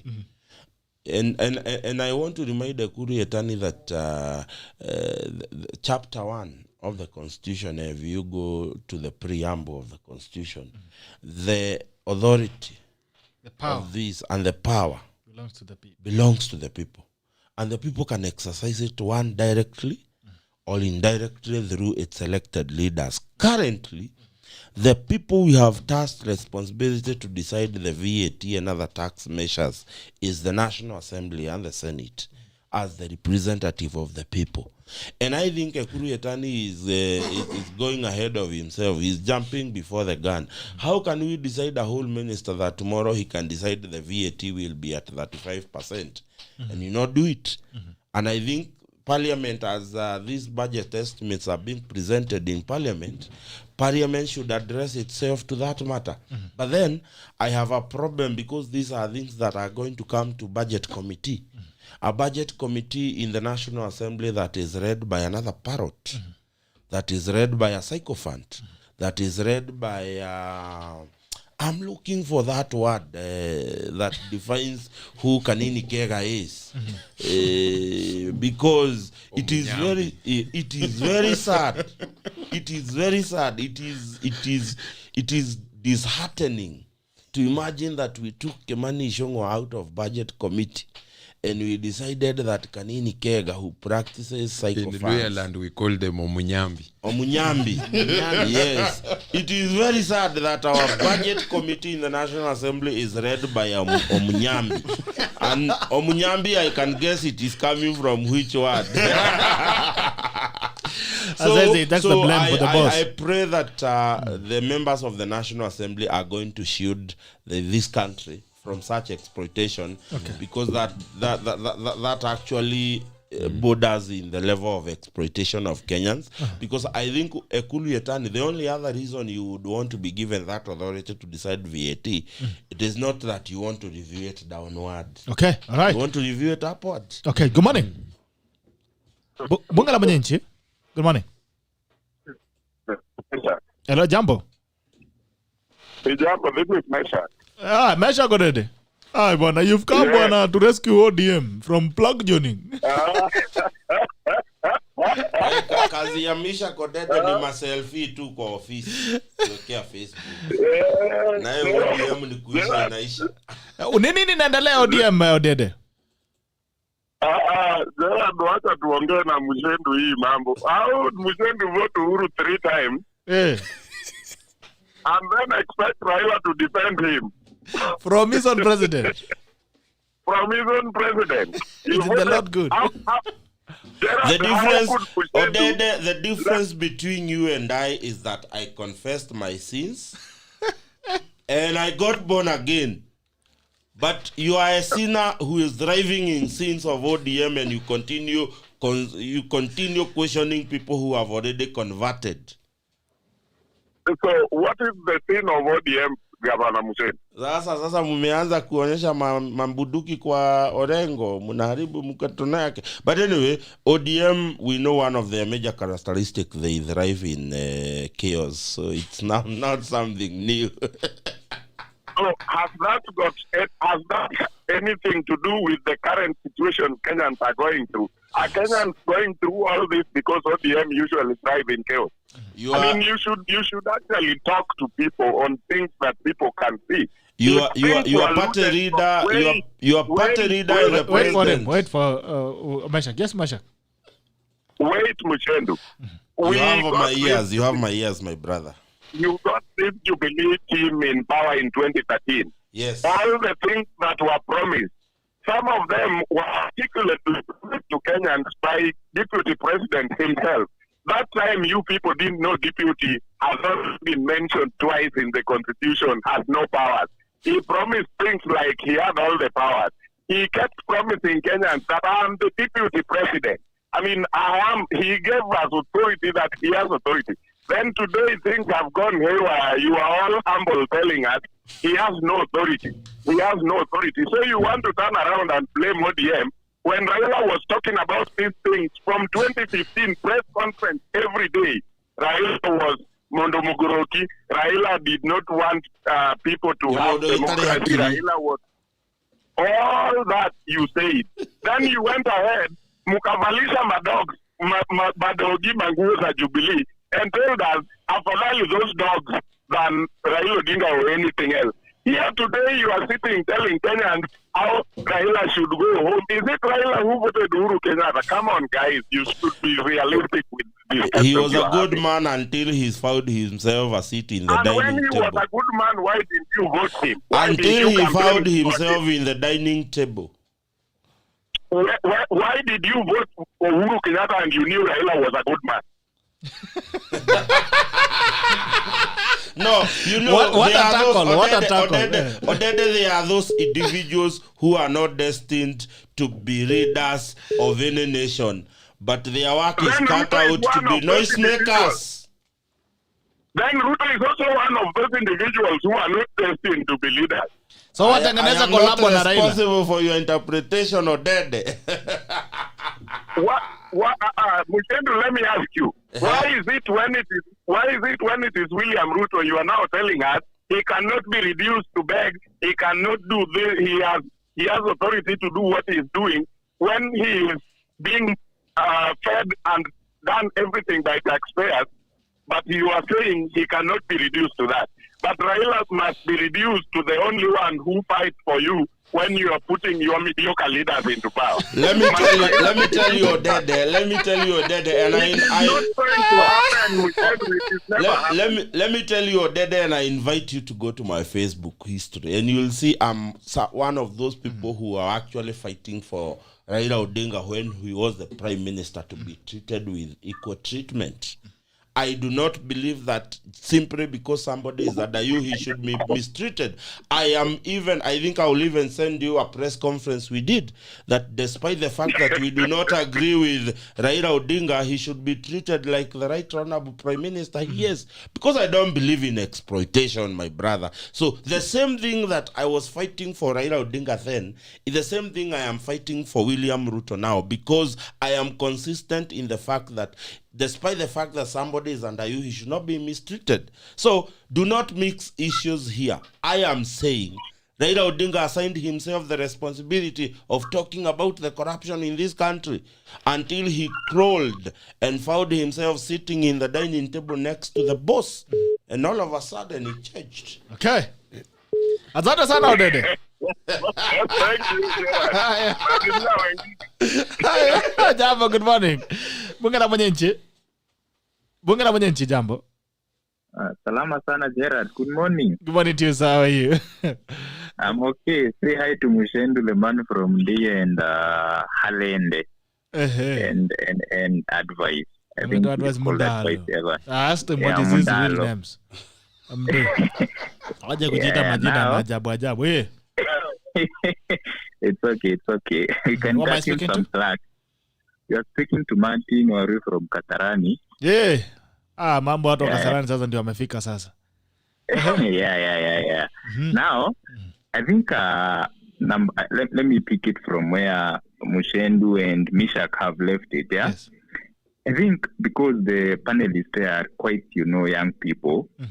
One of the things, and I am sorry to use these words, that really makes, us as a country, as a society, look very, clueless and sometimes stupid, is when we try to defend any of these people within the current political class. Because my honest view, actually, Gerard, is, Yes. the entire political class, whether in opposition or in government, are unable and unwilling to take us, or even unsuitable to take this country to the next level. They are not capable of transforming this country. Okay.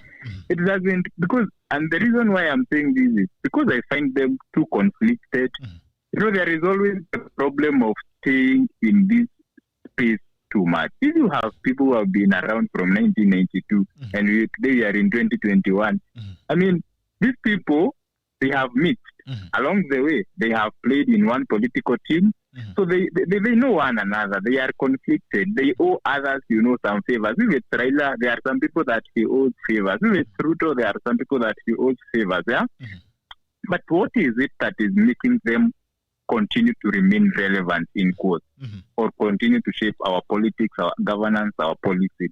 It's because we as young people have continued to play the kind of politics that these people have, mastered.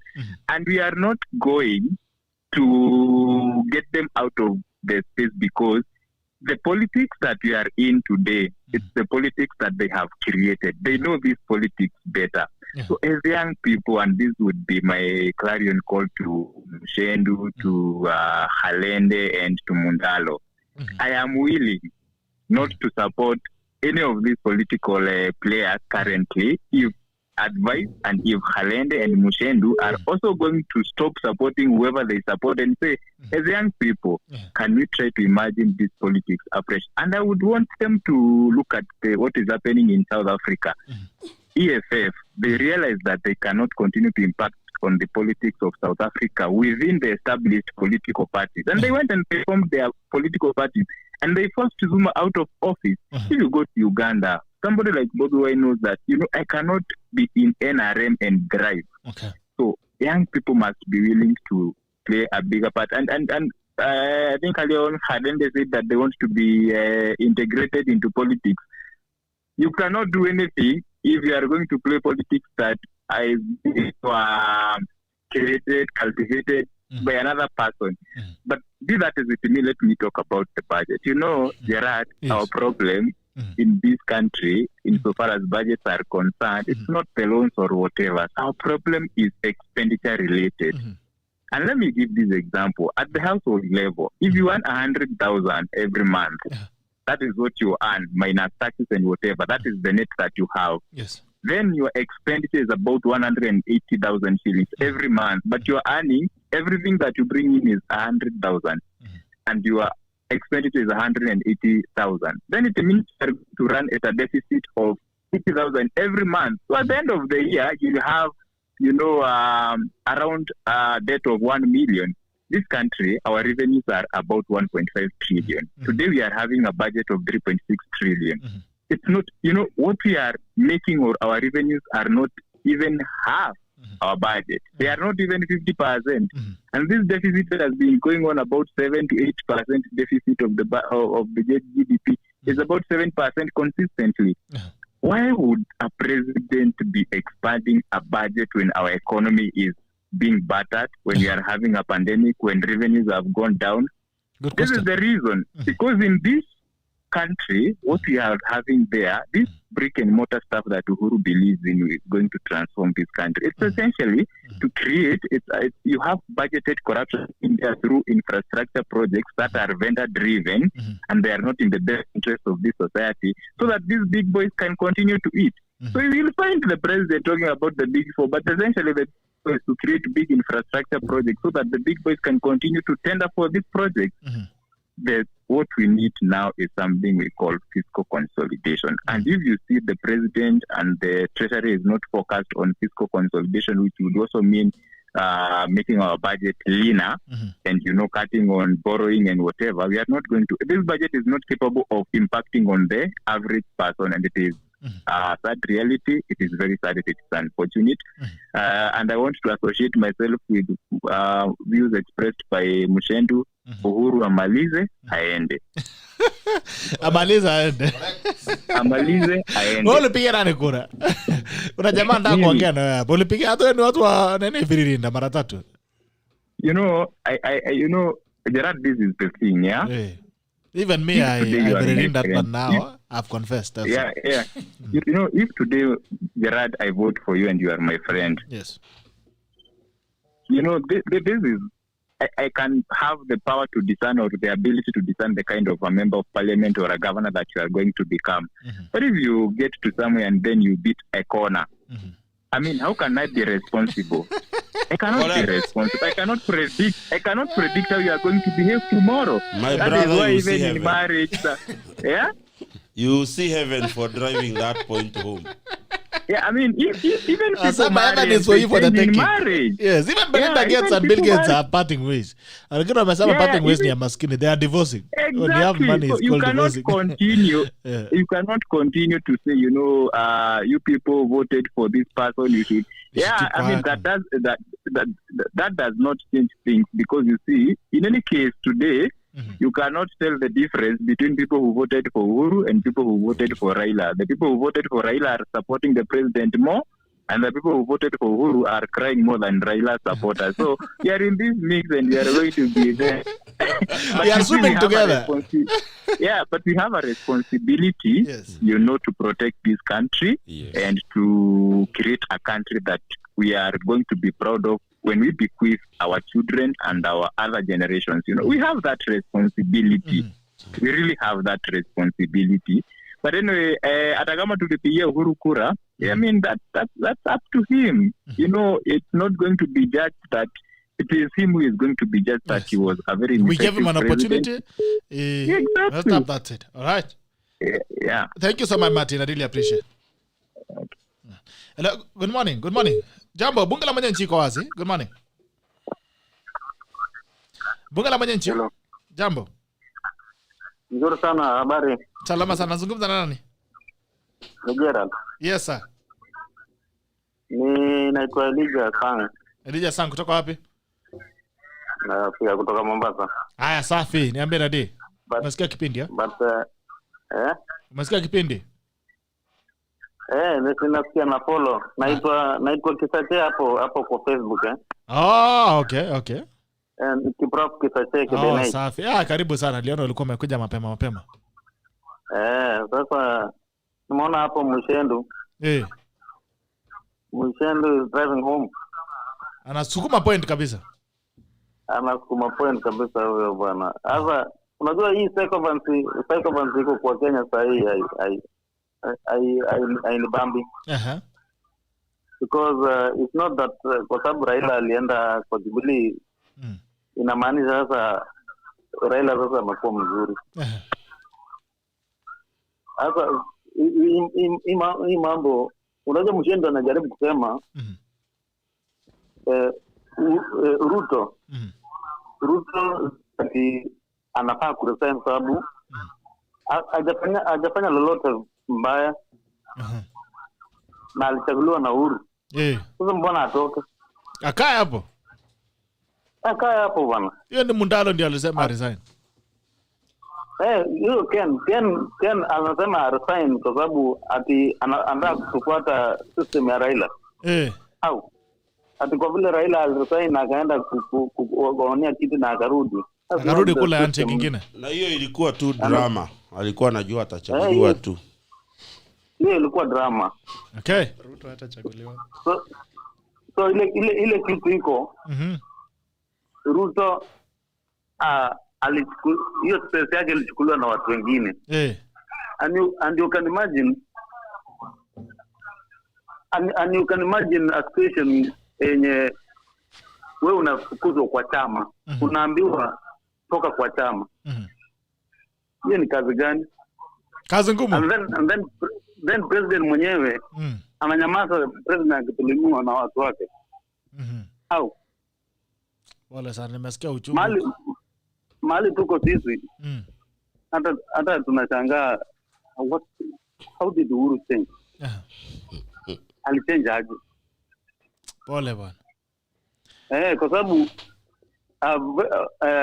unapata mtu kabisa anamwambia Ruto wewe utatoka kwa hii kitu. Yes. Na yeye ni second in command. Number 2, hakuna number 2 mwingine Kenya. Na unamwambia mtu atoke. Au. So this Ruto must battle mpaka mwisho. Okay, asante sana Kisache.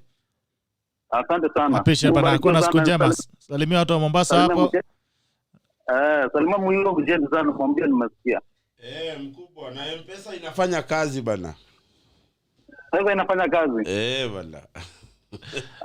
Tuendelee hivyo kabisa. Sawa. Asante. Thank you so much Kisache, kwa siku njema. Alright. Okay. Haya, acha niangalie magazeti haraka upezo tukifunga kiosk. The Standard, guns trend on Orengo as ODM battles explode. A group of Raila Odinga's ODM insiders have stand its guns on Maverick Siaya senator. Jambo, habari asubuhi, good morning. Bwana Gerald, jambo. Nashukuru sana kaka, vipi? Ni mwema hapa hivi. Mwema Steve, mambo? Kwa mzuri sana, salimia kwanza bwana Muchendu. Na wageni wetu wawili. Wamesalimika? Kwanza mimi nataka kuadmit. Yes. Mimi nilipigia Uhuru mara 3. Sasa tulia wote. Sasa mimi ndio napokea apologies, ndio kuna mahali tunapeleka town. And I'm not apologizing. Okay? Now, and I'm not a sympathizer of Raila Odinga. Because what Muchendu is saying is blaming Raila Odinga for the troubles in Jubilee. Raila Odinga is just an independent mwananchi kama mimi na yeye. Wewe umeenda kukulanja na rais? Hello? Wewe umeenda kulanja na rais kama mwananchi wa kawaida ama kawaida kuna level ya kawaida? No, hakuna. Sisi wote tuko kawaida. Sisi ndio tunajaribu kusema ati Raila ako juu, ako chini. Sisi wote. Lakini wewe na baba line moja. Sisi wote tutatoka hii dunia na tutenda 6 feet under. Hallelujah. Na tukiwa kwa hii dunia we need to fight for better governance. Sure. Muchendu yeye mwenyewe haizi sema ati problems zimekuwa kwa Jubilee kwa sababu ya Raila. I want to ask him this question. If Raila angepata handshake na Uhuru Kenyatta, angekuwa anatoa hiyo maneno vile anatoa saizi. But I'm thinking he just blaming Raila. My brother, kama hawange salimiana, likelihood is that Uhuru Kenyatta would have stuck with the agenda 4 ya Jubilee. Hangeletewa hizi shenanigans za handshake na referendum. No, Bwana Muchendu. Yes sir. Wewe ni mtu umesoma sana na napenda kukufuata sana, hata nakufuata kwa Facebook. Yes my brother. Unaipata? Yes. Kwa governance there are many things. Kwanza kitu ya kwanza unaangalia inchi inaongozwa namna gani. Hawezi amka siku moja useme nitatengeneza economy na wakati inchi iko divided. Okay? Wakati Raila Odinga alifanya makosa, alienda akajiapisha huko Uhuru Park. Hiyo ilikuwa makosa kubwa sana. Na inchi ilikuwa kwa tension. Wewe kama mtu mwenye amesoma, wewe kama economist, unawezaje govern inchi wakati watu wanasema tutanunua vitu za Safaricom, tutanunua vitu za Brookside? Economy you cannot run an economy with such chaos. So ilikuwa wisdom ya Uhuru Kenyatta kulete Raila karibu, kumdanganya hiyo keki hapa tuendeke nchi. Hadi Steve mazao baba alidanganywa. Jamani. Kudanganywa ni politics. Wacha nikuambie bwana Gerald ndugu yangu. Sisi wote hii dunia tunacheza chess na politics ni chess. Kabisa. Unanipata? Juzi ndi alikuwa anatukana William Ruto. Lakini sasa ameenda kuketi na bwana Ruto anamwambia tufanye economy namna hii. Politics is chess na is interest. Ni kadi. Umenipata? Kwa sababu the first time William Ruto and Uhuru Kenyatta, they governed the country very well. But now there was another big obstacle. The big obstacle was Raila Odinga. Amepata kura over 6.5 million. Na followers wake ni watu crazy sana. Wanasema tunasimamisha Nairobi mzima. Hakuna watalii watakuja Kenya. Kama wewe ungekuwa rais bwana Gerard ama bwana Mushendu, ungekuwa rais ungefanya nini? Si ni kutumia ujanja, unatumia government machinery, unajua Raila anapenda nini, nini tutampatia African Development. You are speaking too much truth hapa tusalimiane. Unanipata? Mama leo nasikia ukweli. So, ni politics, ni politics. Kitu nimesikiza bwana Joe, huyu mgeni wetu amekuja, nimefurahia vile amezungumza Joe. Yeye amesema alikuwa na support Raila, lakini amesema alikuwa na ukuta mzima ya picha ya baba. Alikuwa na ukuta, lakini amesema ameenda kusupport William Ruto kwa sababu ameona kuna interest zake zitakuwa zimeangaliwa. Amesema zake na watu ya Mathias. Unanipata? Mimi kama mimi wacha mimi nikwambie bwana Gerard. Mimi ni mtu ya KANU. Yes. Mimi ni mtu wa KANU, nilipigia Uhuru Kenyatta 202. Ala? Nikasimama na Uhuru Kenyatta na mimi nasimama na yeye. Nasimama na yeye tena. Circumstances zilikuja karibu mwelekeo wa nchi. But even hata Ruto wakati ataingia rais. Ama mwingine ataingia. Circumstances zitakuja and we have to play politics. That's why it's called politics.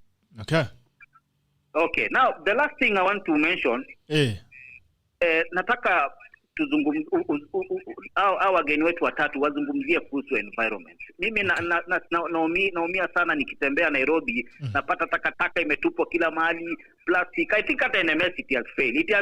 It is clueless in terms of garbage collection. As we talk politics, we also need to focus on the environment. Takataka iko kila mahali. Na mbona unafanya kazi mzuri pale Umoja baadhi, pongezi sana. Bwana Mushendu nataka ongee hiyo, bwana huyo wageni wetu wawili wazungumze, tuelimishe watu kuhusu takataka. Tukizungumza politics pia tukumbuke pia takataka imejaa Nairobi na Kenya mzima. Asante sana bwana Gerard. Asante sana. Alafu unaona mambo ya NMS mambo ya NMS tulipata tu Sonko mwenye ako na drama kidogo. Si ati ni kama kuvalisha nyani suti. What they are doing ni wamefanya tu just like advertisement. Magari zao kala utadhani ni nini. That's what they do. Go everywhere. Takataka iko kila mahali. Takataka wameshinda kuokota. Okay. Okay, sawa. Asante sana ndugu yangu. Nashukuru kwa siku njema. Asante. Okay. Mumesikia sasa mambo haja tuangalie gazeti alafu tutazungumzia mambo ya environment ya ndugu yetu hapa Steve Mwema. Steve Mwema is a very good follower and he's doing a very good job pale Umoja. Hongera sana Steve Mwema kwa ile kazi ambayo unafanya pale. Naona pia okay. Guns trained on Orengo as ODM Betos as a group of Raila Odinga's ODM insiders has turned its guns on Maverick Siaya Senator James Orengo, accusing him of disloyalty and striving a division in the party in a case akin to giving a dog a bad name before hanging it. Watu wa Georgia. Jambo. Hey, karibu bwana. By the way, I want to congratulate you for the episode, the Friday episode. Hiyo ilikuwa kali. That was awesome. Asante sana ndugu yangu. Everybody is talking about the panel and the debate, but nobody is congratulating you for being so emphatic. Imagine bwana. Wewe acha kutafuta boga point wewe. Hata kwanza hata sijaona hata hujasukuma wave bwana. Sijaona wave, hujanisukumia wave bwana. Usijali tutasukuma kando sasa na kando. Tukimaliza hii tutaongea. Asante. Na usiniwache bana. Huyu mtu andaye akule kahawa huko. Mamodo wa nyoba mani. Leke nyume na kawevu mani. Nikie mani. Nakanyamo. Nego yana abaya kuhaha mani. Sasa dadi. Sasa bwana Gerard. Yes. Kuna kitu moja watu wanasahau. Yambe dadi. This is the hard truth that people have to accept. And they will tell Mushendu to accept it. He has been there long enough. Raila has paid his debt. He has empowered Kenyan people, the citizens, a lot. Wacheni mzee akule polepole akienda retire. Mzee arambe vitu yake. Wali hata mudo wanyo. Sukari. Akule polepole apililize polepole akienda Hidaya. Ambia watu. So that the question you are supposed to ask ourselves as young politicians and young entrepreneurs. I wish you can go back to the 90s when we had who was there in the 90s. There's only Raila Odinga. Look at Kaiwa Mwere, the others died, and they did something. And actually, you should applaud them for that, for the space that we have right now. Yes. We should applaud him for that. Yes. Other than whatever he is doing around. And also, politics is a game of chess, not checkers. Sio mabenzi. Oh no, sio my home game. It's a tough game. And also, I want to summarize with a story that Mushendu knows very well. Yes. As the story goes, there once lived a hare, the wild rabbit. Yes. And the hyena. And then when they were discussing something, they said, let's go home and beat our wives. Yes. Sabato tuwafunge kwa gunia. Tuwafunge kwa gunia tupige wote. So Sukuna alienda akaanza kupiga drum. Haina alienda kufanya nini? Kupiga bibi yake.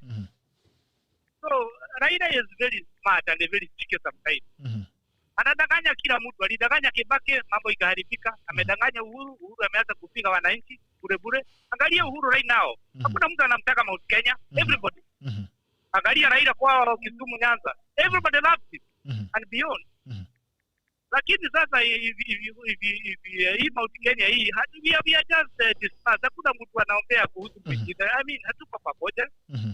But the root of politics, the way it's coming in a letter that economic blueprint they are about to come up with, it's something tangible. Lakini Uhuru alienda huko akalala, it's bad.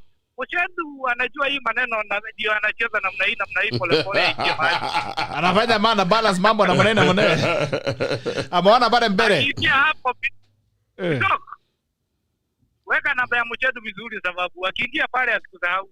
Ni maana jamaa lakini anaweza kula kona bwana, lakini uzuri mwili ni kubwa hawezi jificha. Akiuma kona niko na yeye hapa. Akikaji amayo kulamba glucose nimefika. You're doing a good job, Bwana Gerald. Thank you so much, my brother. I really appreciate. Thank you so for the support. Bwana, unajua bila nyinyi bana issue haipo.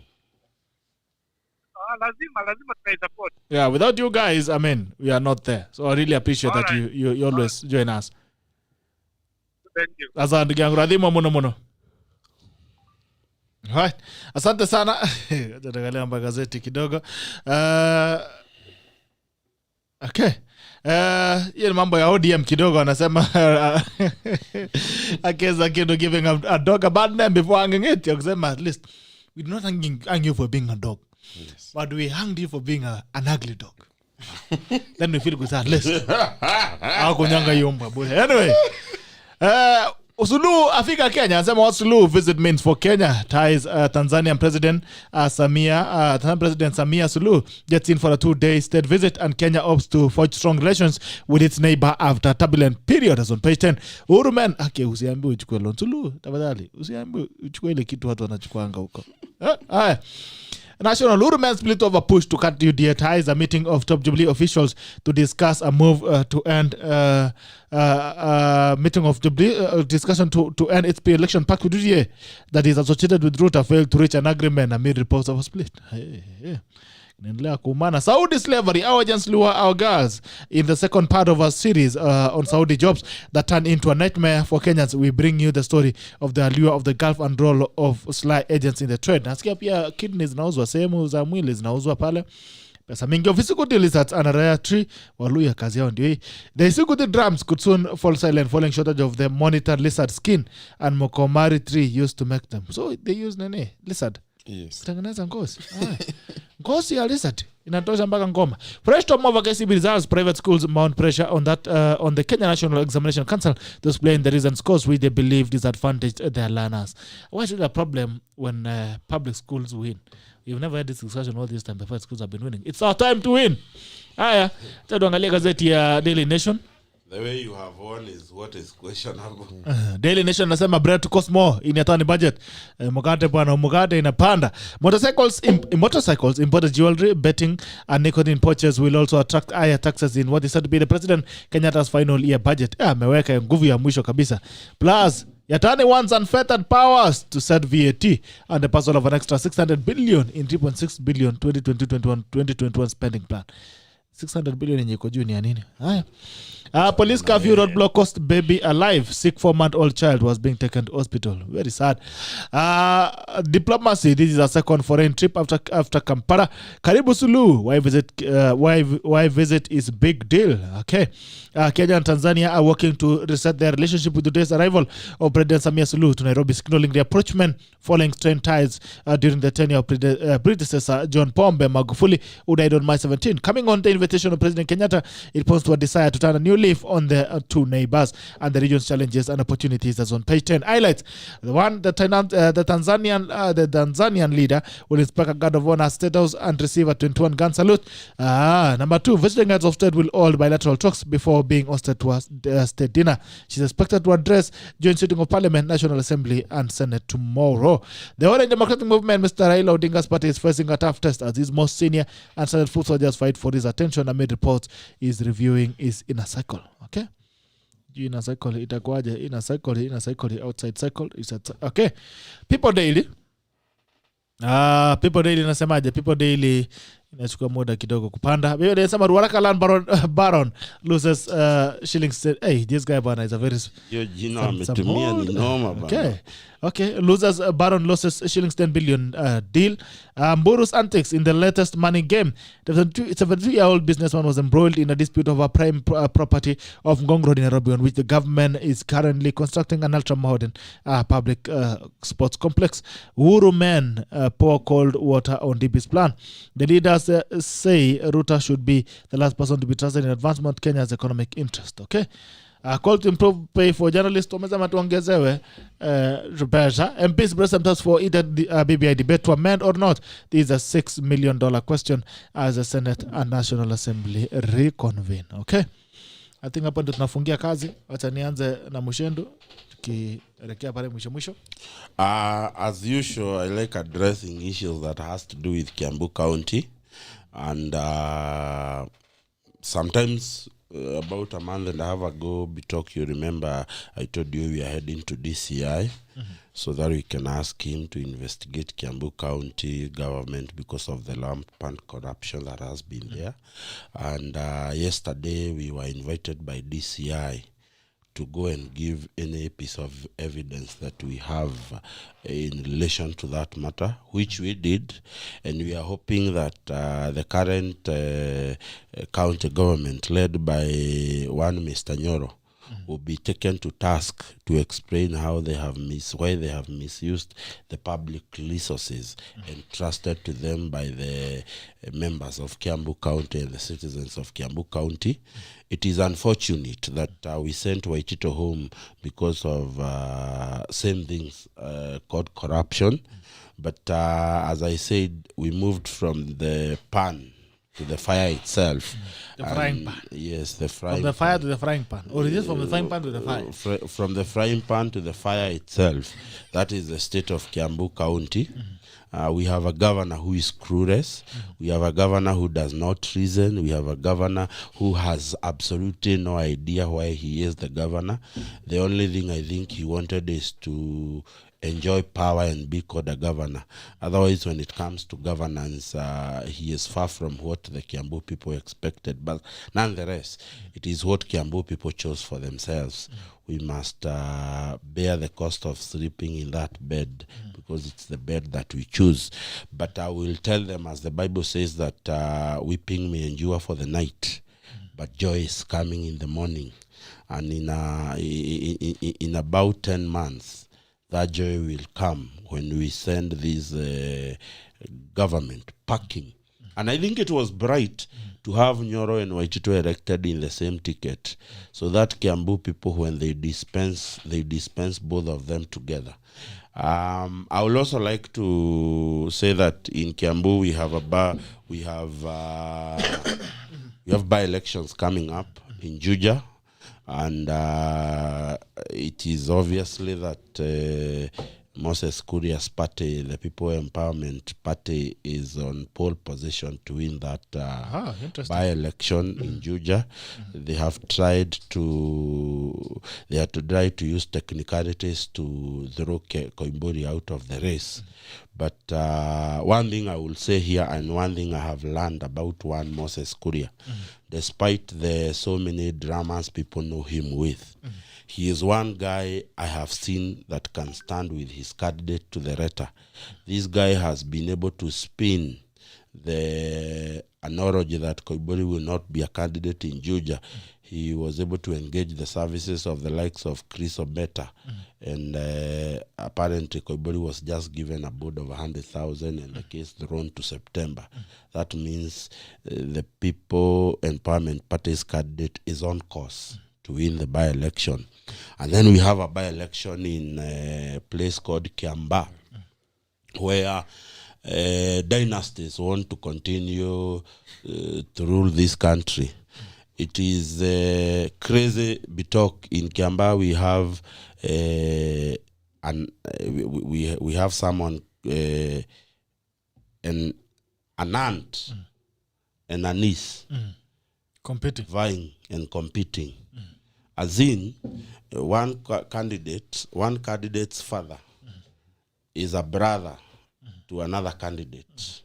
So it is a show of greediness in one family that they cannot even agree. And I tell people, this family has been embroiled in a fight for land in Kiamba for a very long time. The Koinange family has been in the corridors of justice fighting for land left by senior chief Koinange, left by the former chief Mbio Koinange.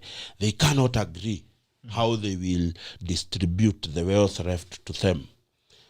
Why would then people think that people who have no capacity to solve family issues have that capacity to deal with issues of Kiamba people? If they cannot solve their own family struggles, if they cannot agree as a family, what makes you think that they have a capacity to deal with the problems facing the people of Kiamba constituency? The Kiamba constituency people must think hard that if someone cannot even have a discussion, a seamless discussion and a sober discussion with your aunt, with your cousin, what makes you think that that person might have a capacity to be able to deal and solve the issues of Kiamba people? And in my own humble submission is that if you cannot bring a very small unit of the family, because a community is defined by the set of families that we bring together, and the values that are inhabited in that family is what defines who those people are. And if these people are not able to sit together, they can only listen to each other in the in the corridors of power and the corridors of justice, then these are not the right people to actually give the mandate to lead Kiamba people. Haya ni mambo ya Kiambu. Mundalo. Yeah, I like the fact that Governor quoted a very strong scripture there that would even be used to the extension of general Kenyans, not just even the people in Kiambu. But then I would wish to make a conclusion by speaking to the matters concerning the Building Bridges initiative. And I would wish to say that it is high time that the BBI task force stops taking Kenyans for a ride, because I do not understand how we could end up with a country that has two bills, that one, and then start blaming it on typos and what have you, because the denominator question then becomes, are typos gotten during the writing, the drafting, or during the photocopying? So I think there is a general lack of seriousness in addressing this matter, and it has to be known to Kenyans that this is a constitutional amendment.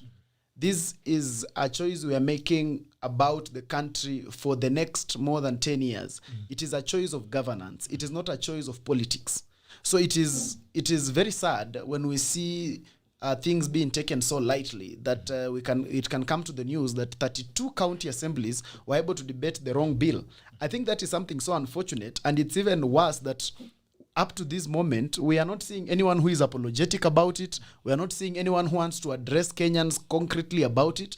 It is just political whims here and there. So I think the BBI team, because these people were paid the taxpayers' money to hold those offices, and therefore it is very unfortunate for you to come and then tell us that we are even not sure which bill is which, that the National Assembly has another bill, the Senate has another bill. It is time we find clear direction about which bill we are actually discussing, so that when we are going to the people, when this goes to the referendum, let us not a confusion whereby the people will be able to vote for a bill that was not the initial bill, or a bill that was prepared somewhere hapa katikati. This is a constitutional amendment, and for as long as we still have that BBI task force in place, they should come out and provide direction concerning this BBI. Let them stop allowing this to continue being a helter-skelter and continuing to just hang in the balance out there. It's a constitutional amendment. It should be taken with the seriousness that it deserves. Okay. Yes, I would like to address three things. And first and foremost is the tax issue that Ikuru Etani is raising, and the issue around our national debt. The issue here is that we have borrowed so much. And one Martin from Kasarani has raised actually the real problem that we are facing as a country. That we are spending more than what we are generating. That is actually the bottom line of all this problem. And lately, last week, there was a debate going on about IMF coming on board, and we were going to borrow from IMF. And there was a huge debate around the country. And being a gentleman and a young man who wants to understand this thing, I sought the advice of my good friend, the Member of Parliament for Nambale, Honorable Bunyasi Sakwa. He has served in World Bank for over 25 years.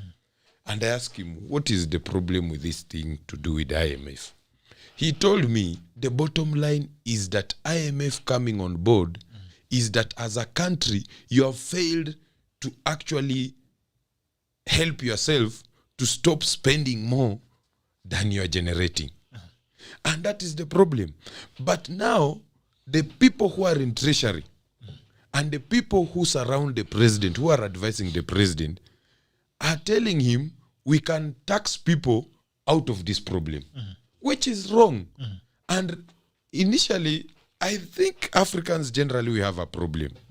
When this COVID started last year in Nigeria, the police were killing people to enforce curfew more than COVID. And it was almost the same thing in Kenya. The police brutality was scaring people, was frustrating people more than COVID. Now, we have a problem here about the economy has received a torture out of this COVID pandemic. But now the government want to overtax Kenyans and frustrate Kenyans more than the pandemic. Yes. And there's one solution out of this thing. And actually, one thing that Kenyans need to appreciate, that we have brilliant people in this country, people like David Ndii. When they talk about bottom-up economic model, it is not a joke. We saw last week when Joe Biden was addressing the Congress in US, and he talked about the same thing. The way America as a giant economy needs to wake up and rise and use the bottom-up and middle out model to solve the solution. And that's what we need to do. And there's a simple question somebody asked me the other day. We were discussing about this bottom-up economic model.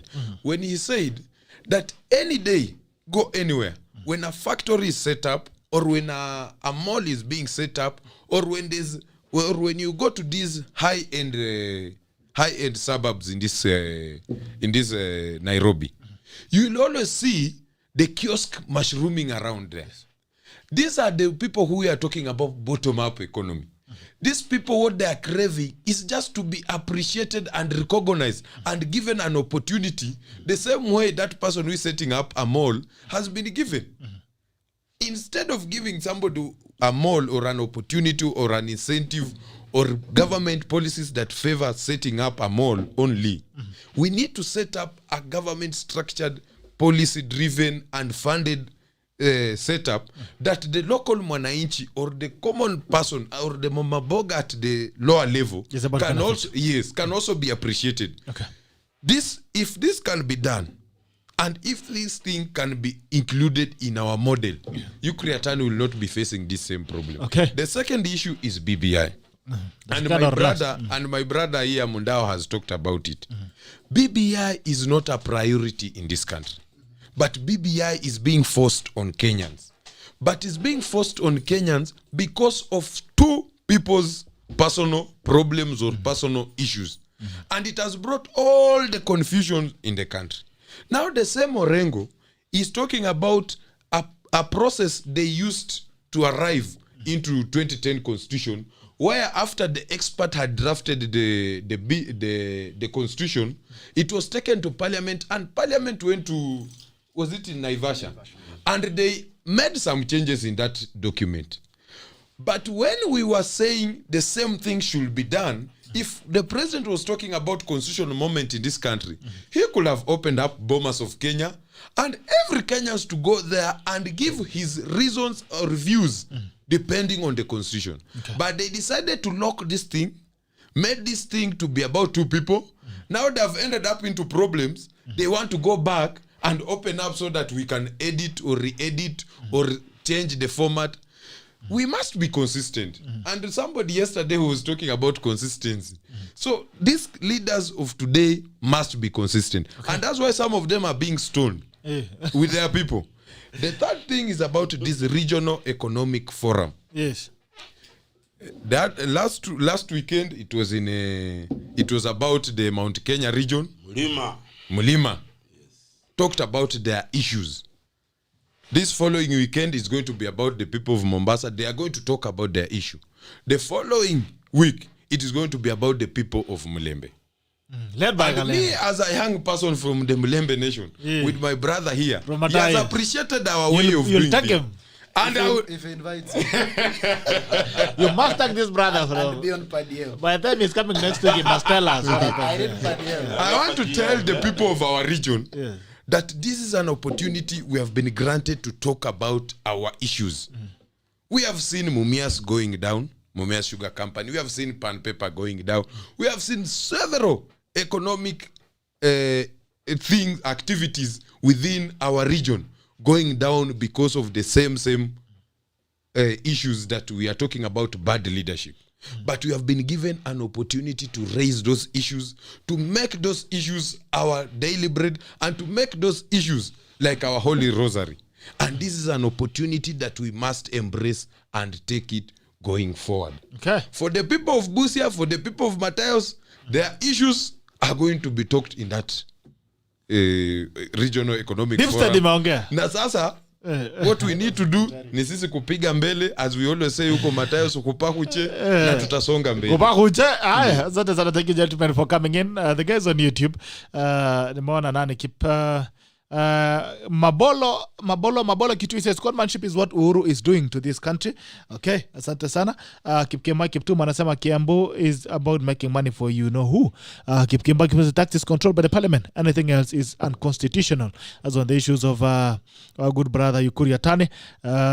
Nimeona pia Facebook hapa kidogo naona Councillor Thompson listening to the from the home of champions. Vincent okay Kibet, good morning. The state of the nation, we are doomed as a country. Amos Ochudi, Mushendu, you are right. Baba should retire and give opportunity to deal with today's problems. We need new Baba, new opposition leader, new ODM leader, then Baba will be blameless. Bure kama bado atabidi amefanywa blaming.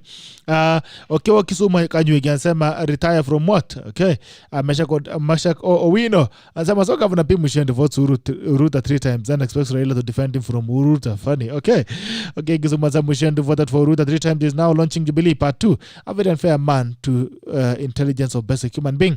Mosa Judy says Kanyo in the old politics, retire from old politics. Okay. Tell your point correct, hitting the nail directly on the head. No need of beating about the bush. Kiprop Kisache Kebene. Asama this Ken should understand there is force that wants to Ruta to quit. You are doing psychophancy politics. Kisache sincerely appreciate Mushendu speaking about what Wananchi is feeling. Okay, Frank John Senior Mushendu is fighting for an appointment in case Ruta forms government. This is all about money and interest. John Senior says Mushendu anatengeneza jina. Uhuru and Ruta, the worst catastrophe ever happened in 21st century. James Mwanda, Mushendu should read the Tax Procedures Act. KRA is within the law to cancel inactive pins. Why do you have a pin if you don't file returns and pay tax? Wala. Frank Jr. says the solution young people must take over. Frank Jr. corrupt leadership. Kusimba Dasama, how do you pay taxes while you are not working? Wacha wachukue atuna kazi. Yeah, James, you have a option of registering. The law allows you. Since you have refused to do it, KRA will do it for you. Potential MF is our savior, though we had a price of fuel is exorbitant because of them. Not sure though. Okay.